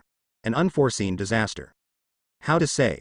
For these civilizations, it's also the same as having been unlucky for 8 lifetimes. In other words, Some planets with a relatively developed civilization level, although they did not understand the cause of the cosmic storm, they took countermeasures when they detected the cosmic storm and were able to survive the storm caused by the battle between two gods. Come down. Definitely. Able to survive. It was also thanks to the fact that they were far enough away from the fighting area, otherwise they would not have even had time to react, and they would have died along with the entire galaxy. Horrible scene. Far beyond what happened during the Chu-Mu battle. Two forces representing the essence of the universe collide. The power produced. It is definitely not a power that most civilizations can withstand. Even the top civilizations in the universe are as powerless as primitive people in the face of such power. The annihilation of entire galaxies is the best proof of this. In the face of such a disaster, the meaning of civilization is meaningless. Space is constantly torn apart, and then completes its self-repair. The terrifying storm is enough to tear apart all defense measures. Fortunately, the power of the cosmic storm set off by shockwave will continue to decrease as it continues to spread, and it will take a lot of time to be transmitted to other galaxies. This is enough for the more developed civilizations in some galaxies next door to detect the unknown origins. Make some preparations in advance during cosmic storms. How to say? Even as shockwave spreads, the power of shockwave will continue to attenuate. However, even after attenuation, the power is still not weak when it reaches dozens of surrounding galaxies. Many planets with unstable mass were directly washed away. If not dealt with. Even if those planets with life on them can still remain intact, the life on them is still enough to suffer a devastating blow. What's going on? What a joke. Cosmic storm. It's a cosmic storm. Why did a cosmic storm suddenly appear? Who knows? Report it quickly. Let the Federation turn on the energy shield. Oh my god. Such a terrifying cosmic storm. It's enough to reset every planet. In some surrounding galaxies, relatively developed civilizations are still able to use their own technological means to build energy shields for their planets that are enough to withstand cosmic storms. For some planets whose technological civilization is not developed, but can detect such storms, their situation is much more desperate than those of developed civilizations. A cosmic storm like this, we're doomed. It can't be stopped. It can't be stopped at all. In a few decades, this kind of storm will reach our planet, and everything will be destroyed by then. Underground city. We can build an underground city and see if we can avoid this disaster underground. Planet engine. We must build 10,000 engines to take our planet away from this storm. The farther we can hide, the better. Tax. Showing different responses to terrorist disasters. They are unfortunate. Living near the galaxy where Garland the Planet Eater and the Cosmic Celestials fought. Same. They are lucky again. Their living space is still far enough away from the center of the battle. Compared with those civilizations that were destroyed without even having time to react, they were still able to show their desire to survive, and the crises they faced, it is still the shockwave that has been attenuated by who knows how many times. For such shockwave, at least these civilizations still have a choice and time to deal with it. Definitely, some planets with underdeveloped technological civilization have obviously been declared dead in advance. For example, some worlds are still in primitive societies, feudal societies, and even some worlds where dinosaurs still rule the planet. Basically, life on these planets has entered a countdown to death. Cosmic consciousness will not impose any restrictions on the impact of such battles. The destruction of some galaxies is still innocuous to the operation of the entire universe. The impact of the battle between two gods, strictly speaking. There will be many galaxies affected. In fact, even the galaxy where the Earth is located will be affected. But when the cosmic storm reaches the galaxy where the Earth is located, it can be said to be minimal. Some people living in seclusion on the Earth the strong will choose to take action to completely eliminate the final impact. After all, it is a special galaxy in the universe, and there are many powerful people hidden in the entire galaxy. Naturally, the Earth will not be affected by this kind of impact. In fact, if this kind of aftermath is transmitted to the Earth, it will no longer cause much damage. After all, the current location of planet Devourer Garland is still quite a distance from the Earth. Definitely. The distance is not too far in the entire universe, and there are people on the Earth who can sense this battle, not to mention the strength of level single universe, but the strength of level Godfather. For this distance there was also some perception of the battle that took place. Odin in Asgard simply raised his head and looked into the distance. What a familiar throb. Did those guys have a battle with the gods of the universe? Odin, who was sitting on the throne, looked into the distance of the starry sky with a complicated expression. In his pupils, reflecting the dead star field countless light years away. How should I put it? For the king of Asgard, he is very sensitive to the two gods who are fighting. Both Garland, the planet devourer, and members of the cosmic god group have left indelible psychological wounds on this Asgard god. As everyone knows, As the Nordic king of god Odin has huge strength, endurance and durability far higher than the normal Aesir gods, and can fight for a long time without feeling tired. Odin is more powerful than the other gods of Asgard. In his old age, he even possesses peak divine power that his body can no longer bear. This divine power. Odin must enter the sleep of Odin every once in a while to calm down the violent divine power in his body, so that his body will not collapse. Asgard. The older you get, the more powerful you become. However, even Odin today, I still have fresh memories of my 2 previous encounters. And one of those times, in the face of the members of the celestial group who are going to the Earth is his back garden, and he will naturally not allow some random aliens to go in and conduct experiments. Then, the young Odin did not yet understand the terror of the cosmic gods, so he launched a battle against the cosmic gods who arrived on Earth and attempted to conduct experiments on the Earth. Wearing the destroyer armor made of Uru, he gathered the power of all the Asgard Protoss and single-handedly challenged all the gods, as if he was trying to defend the peace in his own back garden. Although Odin was confident, the battle only lasted a few seconds.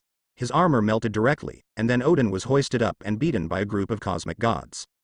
If the cosmic god group hadn't felt that Odin was an individual being with great potential, then Odin would probably have been directly involved in the conflict with the members of the god group. For this one failure, Odin still grudges him to this day. Definitely. The longer you live, Odin has no more thoughts of revenge. After all, as his knowledge increase, Odin comes to know more and more what a heaven-defying racial target the cosmic gods are. Asgard. He is not a match for the cosmic gods at all. Even Odin has deep doubts about the origin of his race at this old age. It's scary to think about it.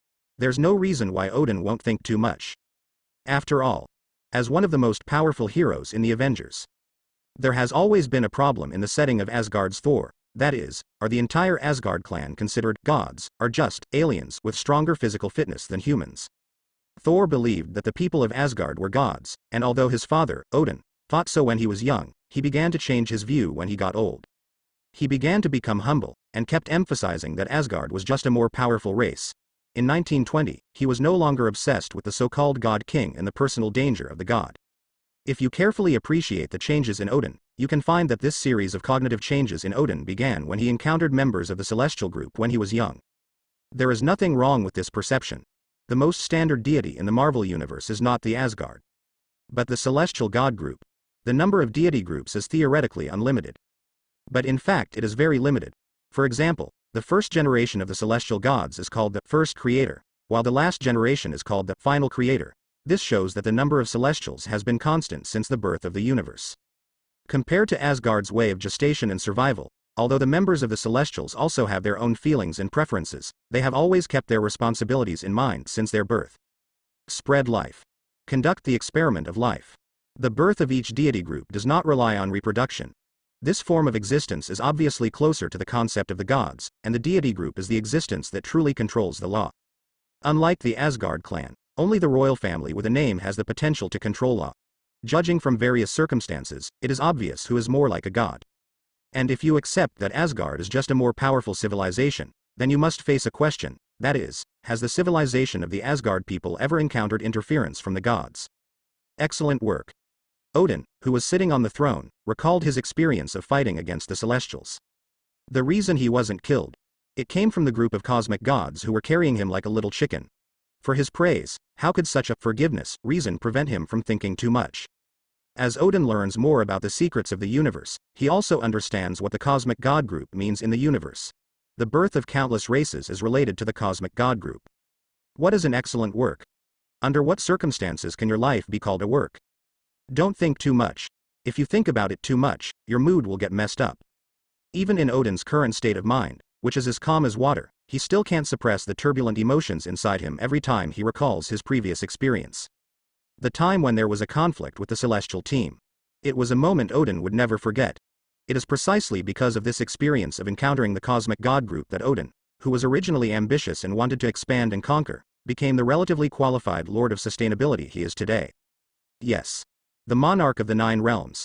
The reason why Odin, the god king of Asgard who left a great name in the universe, has changed from a heroic hero to the benevolent king he is today is because after meeting the Celestials, he realized how terrifying there is outside the universe, so there is no longer any ambition or thought to continue fighting.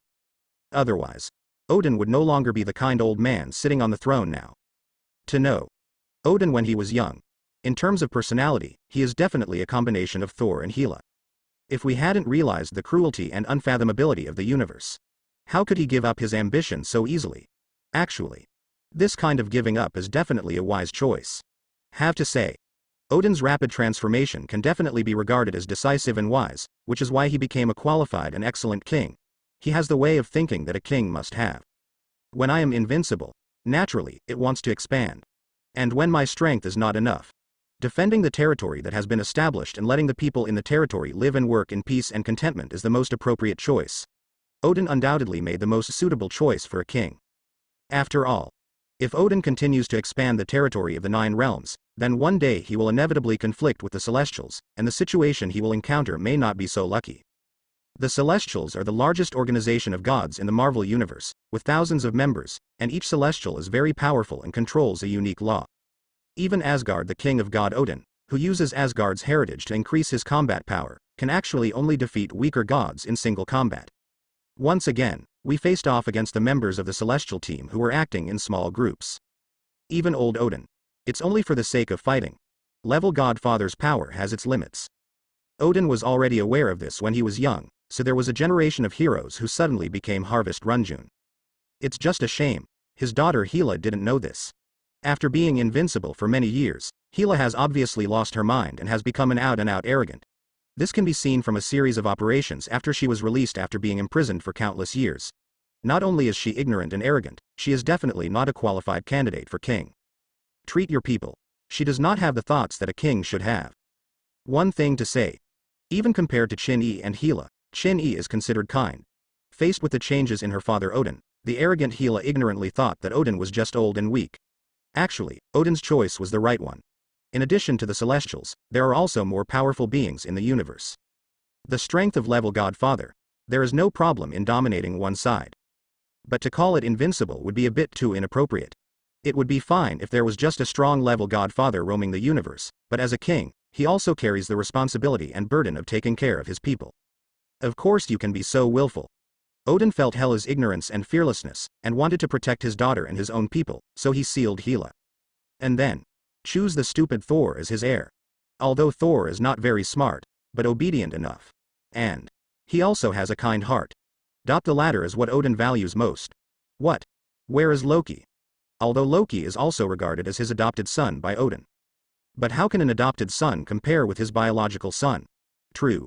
Treat Loki. Both Odin and his wife have a deep relationship. If the biological son does not have the qualities to become a king, and if Loki can show the qualities to become a king, no one can say whether the position of king will fall to Loki.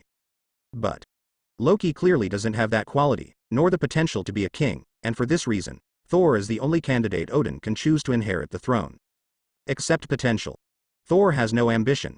This is probably what Odin values most. Ambitious monarch. Die quickly, and it will lead the entire 9 realms into destruction.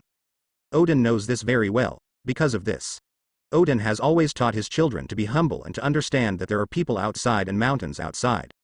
After he suffered a setback in the battle with the Celestials, he has been collecting secrets about the universe. The more he learned, the more uneasy Odin felt. Actually, Asgard's strength is not weak. After all, Asgard is also a member of the Cosmic Gods Alliance, and the gods of the 3 major empires of the universe are also members, so Asgard's status is actually higher than that of the Kree Empire. The benchmark against the Kree Empire should be Earth's civilization, while Asgard belongs to a higher level civilization than the Kree Empire. This high level does not lie in the level of technology but in the level of life. Moreover, the gods of the 3 empires of the universe rarely appear, and even if they do appear, they are short-lived soy sauce, which cannot be compared with the appearance rate of the gods of Asgard. Therefore, in the entire Marvel, the importance of the gods of these 3 empires of the universe is far away. Can't compare to Asgard. Asgard is not simply about high status. The main reason is that the Asgard Protoss is really powerful. Especially the royal family. Every god king of the Protoss is called Heavenly Father, and Odin is Asgard's Heavenly Father. Odin's strength is n times stronger than ordinary Asgardians. You must know that Odin in the movie defeated the fire giant Surta and his eldest daughter death god Hela. Surta can destroy Asgard with one sword, and it won't be a problem to destroy a planet depending on the situation, while Hela can defeat the entire Asgard army by herself.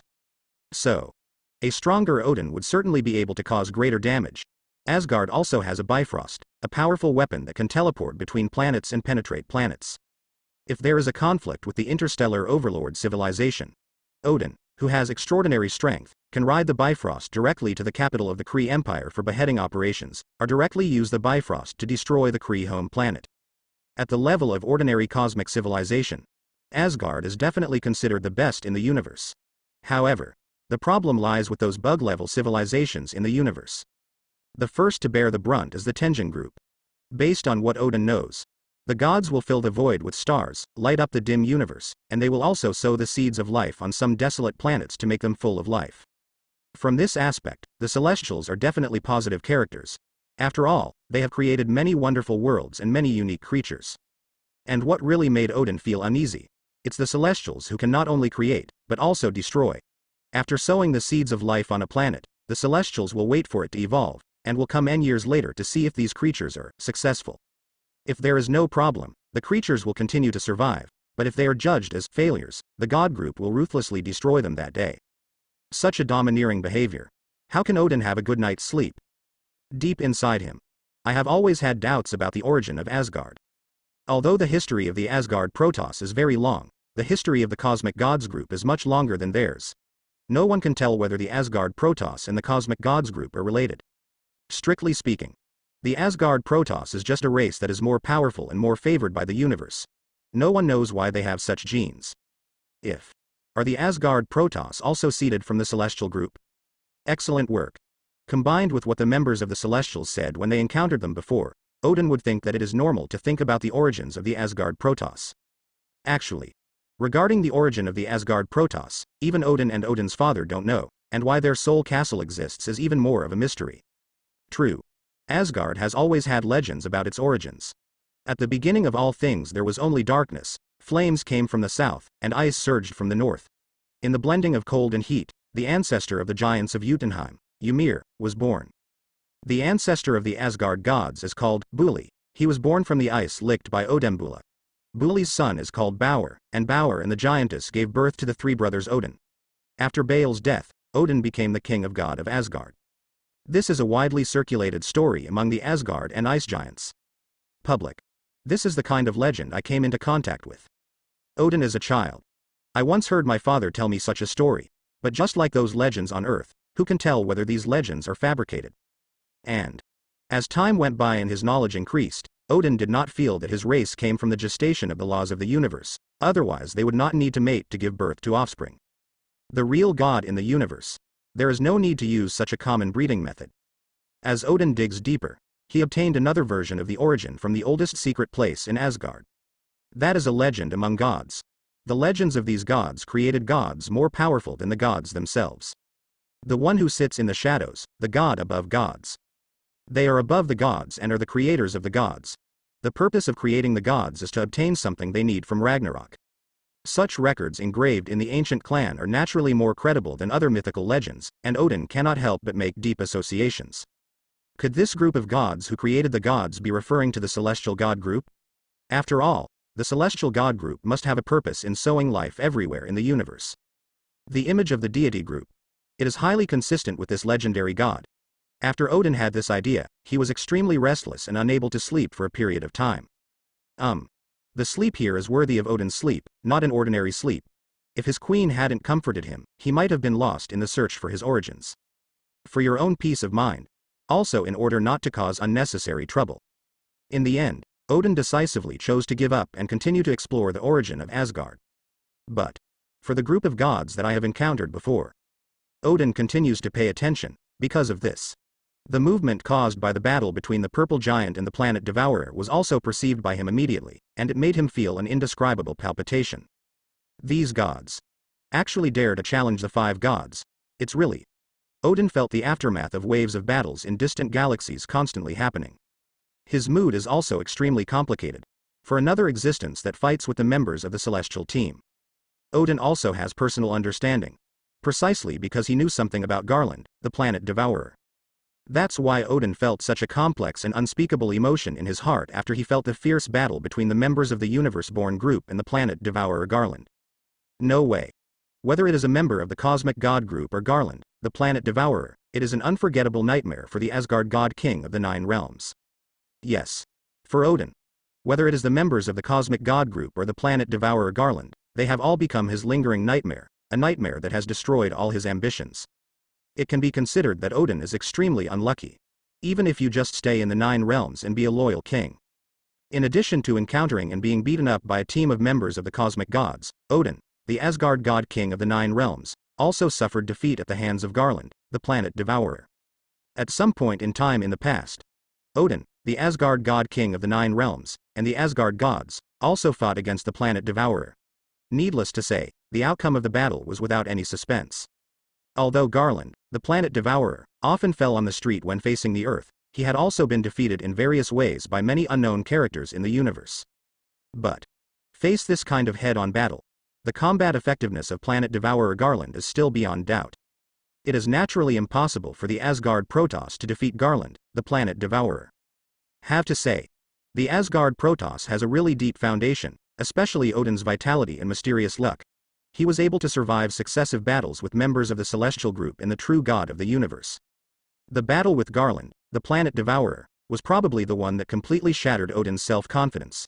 It completely turned Odin, the god king of the 9 realms, into a simple monarch who only wanted to see the sea when he died. Odin was already in his old age when he fought Garland, the planet devourer. Asgardians become more powerful as they get older. Odin in his old age is definitely at his peak combat power. However, although Odin is very powerful and has almighty power, he is only a small heavenly father god after all, and there is no way to compare with the true god of the universe like Garland, the planet devourer. No matter how much the planet devourer stretches his hips, no matter how much his combat effectiveness is affected by hunger, as long as he is not starving and about to die, he will definitely not have any problem dealing with a heavenly father god. During that battle, although Odin knocked the planet devourer unconscious, both of them looked tragic, but it was a pity that Odin was seriously injured by this blow. The planet devourer didn't have any problems at all. He just felt a little dizzy. On the other hand, Odin just suffered a bloody head and almost vomited. This is very embarrassing. Although it looks miserable, the planet devourer was not really hurt. Odin, the god king of the 9 realms, simply lost his fighting power. The gap between the two sides can be imagined. It was precisely because of this battle that Odin, the god king of the 9 realms, completely lost his edge. There is no way to bury it. Always beaten by the strong men in the universe, Odin will definitely understand the cruelty of the universe. The water in the universe is too deep, and the Asgard Protoss cannot grasp it at all. It's better to just guard your own 9 realms, raise flowers and fish every day. Just like when you met the members of the Universe God group, the experience of meeting the planet devourer Garland directly caused the union to completely change. Have to say, whether this situation is unlucky or lucky no one can tell. Really. Although Odin, the god king of the 9 realms, has lost his edge, he has also avoided encountering any accidents in the universe, and even avoided the possibility of Asgard being destroyed due to some disaster. In fact, not just Asgard, peace in the 9 realms. In fact, it has a lot to do with the fact that the old Odin has been guarding the 9 realms and not continued to cause trouble. You can see how chaotic the 9 realms fell into after the war after Odin died. This is indeed the case. Because he has encountered members of the cosmic gods group and Garland, the planet devourer, Odin has lost his ambition and edge. In a sense, this is also a situation where is quite lucky. After all, the dangers of the universe, no one can tell. Although the Asgard Protoss has a rich foundation, their understanding of the universe is still not up to par. No one can tell whether they will suddenly cause any trouble. Definitely. The luck of the 9 realms. Strictly speaking, it should be based on the personal misfortune of Odin, the god king of Asgard in the 9 realms. In fact, Odin's strength is definitely not weak. The strength of level Godfather. Looking at the entire universe, it is also a dominant existence. Even in the life of level Godfather, the Asgard god king of the 9 realms is very famous, and his combat power is definitely among the top ranks among level Godfather. There is a huge gap in combat power between the level Godfather Asgardian of the planet that planet devourer Garland is currently targeting. One Odin can probably defeat more than a dozen so-called Asgardians on that planet. That's the truth. No exaggeration at all. The gap between level Godfather and level Godfather is the same as the gap between LoL professional players. They are both professional players, but there is still a huge difference in strength. Don't see you. A professional LoL player can only deal a few thousand points of damage with an ADC in the entire game, and can't even keep up with the damage of the player who assists him. This kind of professional player is probably equivalent to the Asgardian on that planet who has surpassed the sword god realm, and Odin's strength is probably at the level of Uzi at his peak. Although he is still not as dominant as the great demon king at his peak, he is definitely one of the best at the same level. When Chu Mu was at his strongest at the level god-father stage of life, the combination of various methods and identities should be considered to be the kind of dominant situation. Definitely. Odin's strength is already very good. At least even the overlord of the universe, Thanos, dare not provoke him. One can only imagine how much of a deterrent his strength is in the universe. But this is the situation. But Odin is always the boss in the universe who is more powerful than him. This has to be said that Odin's luck is really bad, which is probably equivalent to a character named Yi Jifeng in a TV series Chu Mu watched before. The Tragic Boy. In that TV series, a young man named Yi Jifeng also came from a famous family. Then, shouldering the responsibility of promoting his family, he encountered many adventures along the way, and finally gained extraordinary strength, ranking 4th in the world in the entire martial arts world. However, there are 3 people in total that he can't beat, but he always fights with the people he can't beat. The most important thing is that only one of the people he can't beat will kill him. And then he will have to face the one who will kill him.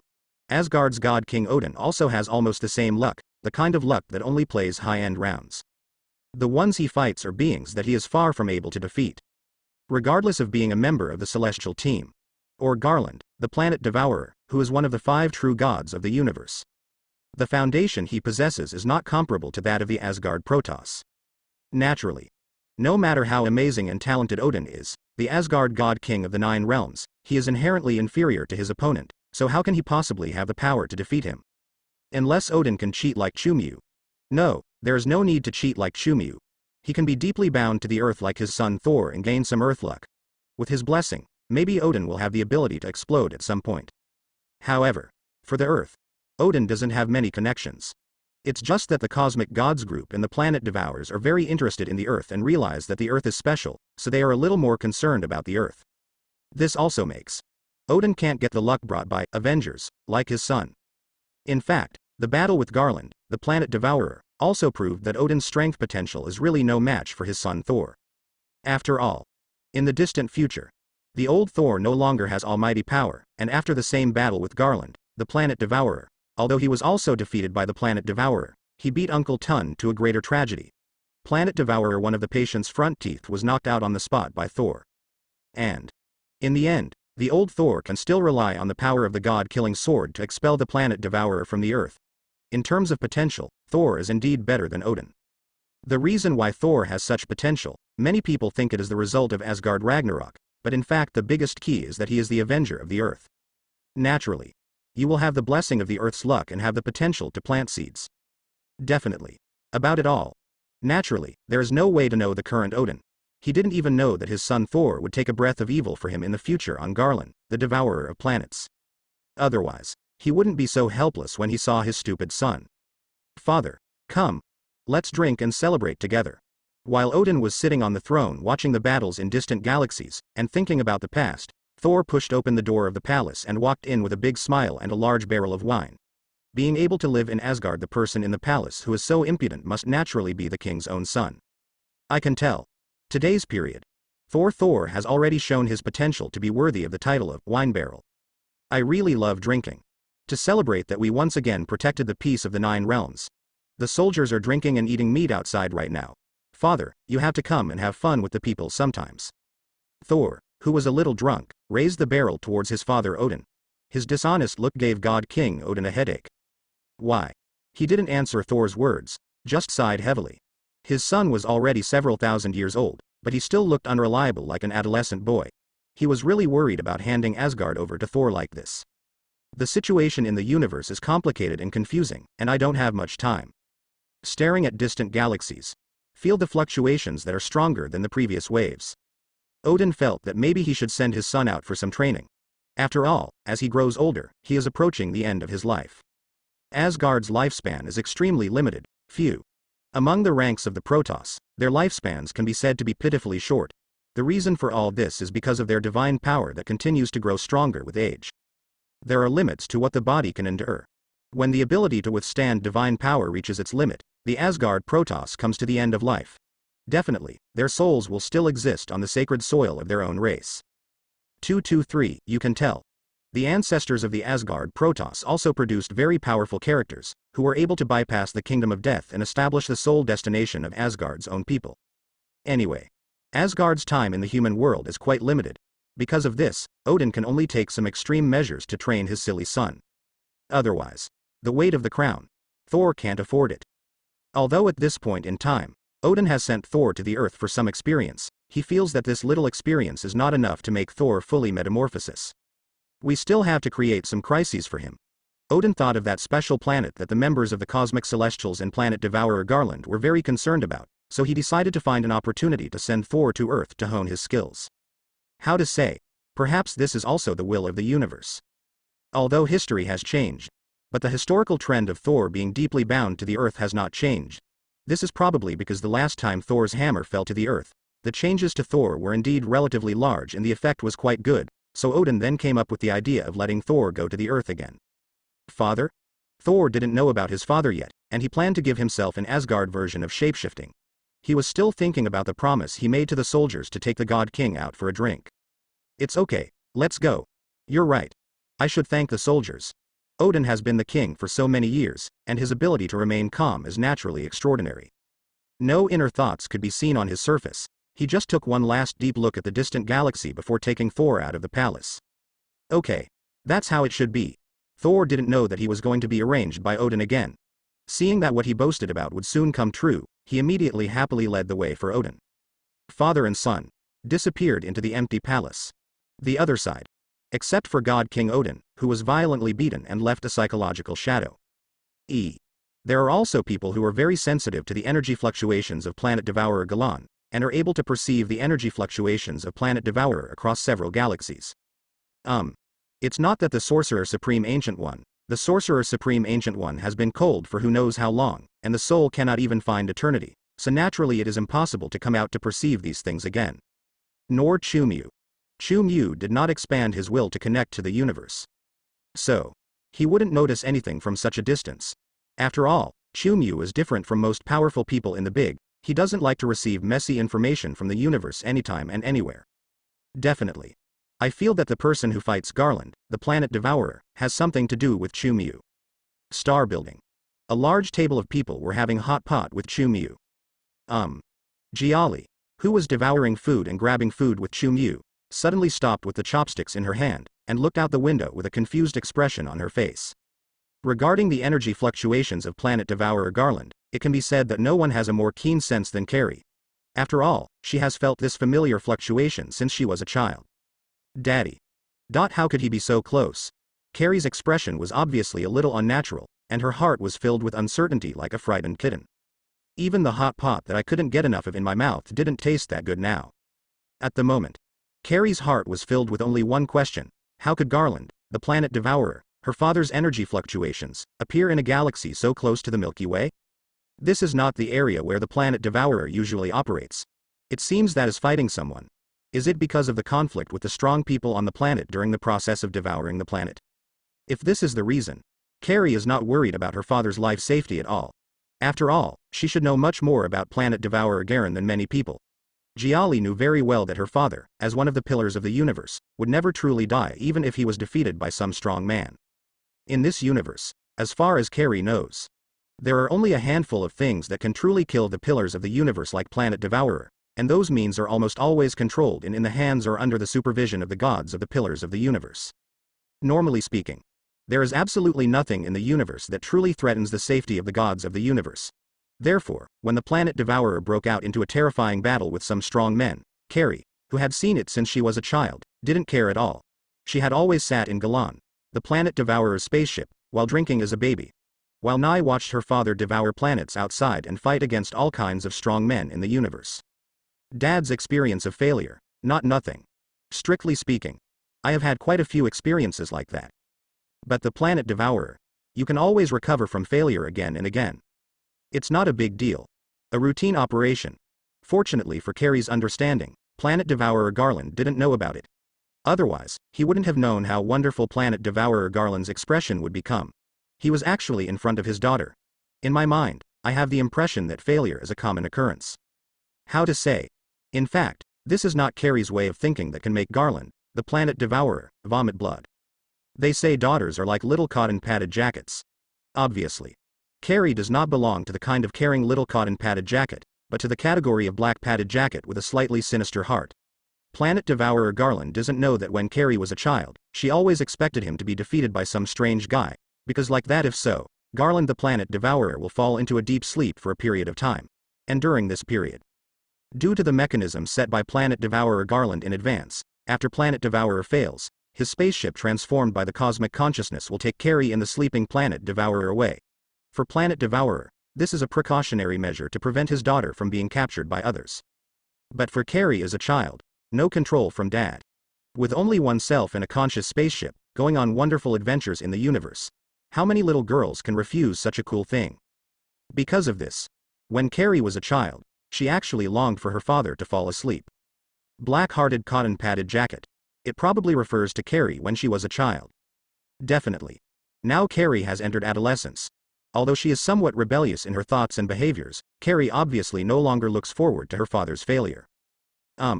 This is probably related to the fact that she is independent and has her own spaceship, so she can take risks in the universe at any time, which cannot be ignored. Now that she already has her own spaceship, she naturally won't worry about her father's spaceship anymore, right? Definitely. As we age, the problem that the Planet Devourer should worry about now is naturally no longer a problem that occurred to Carrie when she was a baby, but a rebellious situation that all adolescent children have. About this point, it is still reflected in the children of the gods of the universe. Although Jiali behaved very normally in Chu Emu's company in the Star Building, in the eyes of the Planet Devourer Garland, Jiali was a troubled young man who caused him a lot of headaches. No, the period during which Carrie stayed on Earth was actually a manifestation of her rebellion. She never reported where she had gone to Planet Devourer Garland. It can be regarded as the daily routine of a rebellious girl running away from home. How to say? No wonder Carrie reacted like this. A girl who ran away from home suddenly found that her father was not far away from her, completely separated from her father's daily life of 3 o'clock and 1 line. Any rebellious girl would probably be a little panicked, fearing that her father would catch her after running away from home, and then impose some corporal punishment or copy her homework. Carrie is no exception. Even though the distance between several galaxies seems so far away, it is nothing to the lives of Ganada and Planet Devourer Kahazu Suji. Even without relying on a spaceship, they can also rely on their own abilities to reach speeds many times faster than the speed of light in the universe. If you use the spacecraft to open a wormhole, the distance between several galaxies, it's not much different from the distance you go downstairs to buy something from the canteen downstairs of your house. How could it be possible for Carrie not to feel flustered and have random thoughts in such a short distance? Isn't Dad here to catch me? Jiali couldn't help but look outside the window, at the distant galaxies in the night sky. Her gaze was not able to penetrate the distance of several galaxies and see the battles outside the distant galaxies. However, for several galaxies, she has a clear perception of energy fluctuations outside of the environment. So close. It was hard for Carrie to stop her from thinking wildly. Could it be that her father was here to catch her on her way home, and he wanted to have dessert or something in a galaxy not far away? If that's the case, is it time for me to run away? If Daddy catches her? Just thinking about it, Jiali feels that the fat cow in her hand no longer tastes good. She doesn't want to be caught by Daddy and locked up for thousands or hundreds of years. Jiali is very resistant to the education method of Planet Devourer Garland. How can I put it? It doesn't mean that Planet Devourer will beat or scold Jiali or anything like that. But everyone is angry. The single-parent family environment. They all face a difficult educational problem. Such was the case with Carrie. With only the discipline of a strict father and no comfort from a loving mother, Carrie would naturally become a little afraid of Garland, the Planet Devourer, which was one of the reasons why he ran away from home. Yes. As everyone knows, Carrie's real name is Nada. She is the rebellious daughter of Garland, the Planet Devourer, who ran away from home. The reason why he ran away from home was that besides wandering around the universe with Planet Devourer Garland and starving her twice in 3 days, Planet Devourer Garland's strict discipline on her also made Carrie slip out and not follow Planet Devourer. One of the reasons Galactus reported. Definitely. The reason for coming to Earth. The biggest reason for choosing such a wild and remote place to settle away from home was that Carrie had been hearing about how special the Earth was. After Carrie came to Earth, she also discovered that this is indeed a very special place, and the delicious food here is considered to be the most abundant in the universe. Then, in this way, Jiali settled on the Earth, and by chance, she entered the company where Chu Mu worked, and joined the harmonious family of the Star Building. For such a living environment, Carrie didn't want to leave. Therefore, After feeling the aura of Garland the Planet Devourer, Carrie was still hesitant about leaving the Earth, even though she was afraid that Garland the Planet Devourer would come to take her back. Dad may not necessarily be here to find me. Carrie fully demonstrated how much humanity she has in her body as a secondary god of the level single universe. Her thoughts of escape in the face of possible crises. That's called purity. The reaction is similar to that of most people. People always have a certain sense of luck. At the moment, Jiali wants to have such a sense of luck. Just in case. Planet Devourer Garland, his father, only came to the galaxy near the Earth to do official business. In fact, he did not realize that he was hiding in the Earth. If you run away, wouldn't that just become a joke? Carrie thought so. At the moment, he seemed a little hesitant. In fact, she not only has feelings for the star building, she also has deep feelings for the Earth after living on the Earth for a long time. As the simplest group of secondary gods among the secondary gods in the universe, Jiali likes the environment of the Earth very much. There are not only many delicacies here but also a comfortable pace of life. No matter which one it is. These are all things that Jiali finds it difficult to give up. Definitely, the most important thing is that she cannot let go of them. It is rare to find so many delicacies in the food universe of the Earth. Many people from cosmic civilizations. They all like to eat whatever nutritional supplements they like. For Carrie, nutritional supplements and earthly delicacies are the same thing and cannot provide her with the huge energy her body needs. Because of this, Jiali pays special attention to the enjoyment of taste buds. You are not full after all, so why not choose to satisfy your taste buds? Look at it from this point of view. Carrie is still very smart. Her feelings towards the Earth have also prompted her to help the Earth solve many crises, and she has also solved many problems in history that the Ancient One could not solve. It can be said, in a certain sense, Jiali can be regarded as one of the powerful hidden fighting forces on the Earth. For the Earth, this is definitely not a bad thing. Jiali has better control over her desire to devour, and she will not open her mouth and stuff the Earth into her mouth when she is so hungry. Definitely. This self-control. Probably it can only last until Ganada, that is, before Carrie becomes pregnant. As everyone knows, pregnancy will make a pregnant woman's appetite become unprecedentedly large. A pregnant woman who only eats fist-sized meals on weekdays can maintain her energy consumption for a day. After becoming a pregnant woman, her food intake will basically increase several times. You can't possibly eat more than a strong man. This is also the reason why many pregnant women gain weight during pregnancy. For such changes, many girls must have experienced this and know that this is an inevitable situation. Generally, the levels of estrogen and progesterone in pregnant women will increase, which will promote the body's metabolism, increase gastrointestinal motility, and promote the digestion and absorption of food. Therefore, it is normal for them to be hungry easily. And the fetus in the belly will absorb maternal nutrients. Since the fetus absorbs more nutrients, if the food eaten is the same as before pregnancy, the fetus nutritional requirements cannot be guaranteed. Biologically speaking, as the fetus grows and develops, the nutrients and energy required gradually increase. The food that pregnant women eat must not only meet their own needs, but also provide sufficient nutrition to the fetus, which makes pregnant women prone to hunger. Especially in the second and third trimester of pregnancy, the fetus is in a period of rapid bone development and requires more nutrients and energy, which naturally makes pregnant women prone to hunger. This kind of physical reaction will also appear in the pregnant Carrie. After all, Carrie is the daughter of Planet Devourer, and Planet Devourer was also a human in the previous universe era. Since it still carries human genes in essence, it is natural that it will still maintain human characteristics in some aspects. The same goes for the hunger response during pregnancy. For ordinary pregnant women, when encountering this situation, all they need is to eat 2 more mouthfuls of rice and add some snacks. But such a situation is completely out of the question for Carrie. She has been enduring hunger, and has the same unpredictable electric mouth as the Planet Devourer Kazuo.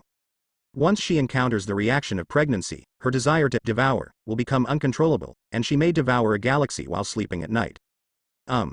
Just like a pregnant woman who eats all the food in the refrigerator in the middle of the night, the consequences of losing control are naturally more terrifying to the gods of the universe, so it is said that Carrie's self-control can only be maintained until she is pregnant. As for when Carrie will be pregnant with a child, there is no telling. This is actually something that no one could have expected. After all, although she has human genes at the genetic level, Carrie, like the Planet Devourer, can be regarded as an unknown life form in the universe. It's a god. Gods like Planet Devourer. What abilities he has and what he can do is almost never a problem.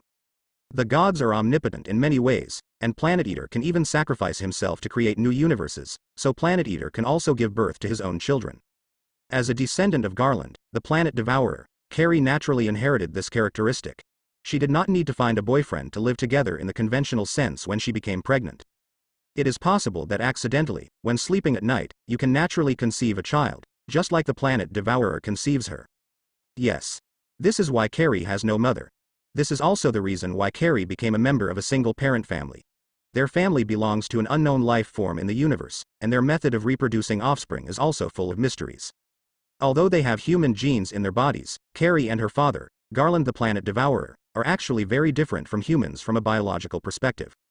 This is the same reason why the relationship between humans and apes is completely different.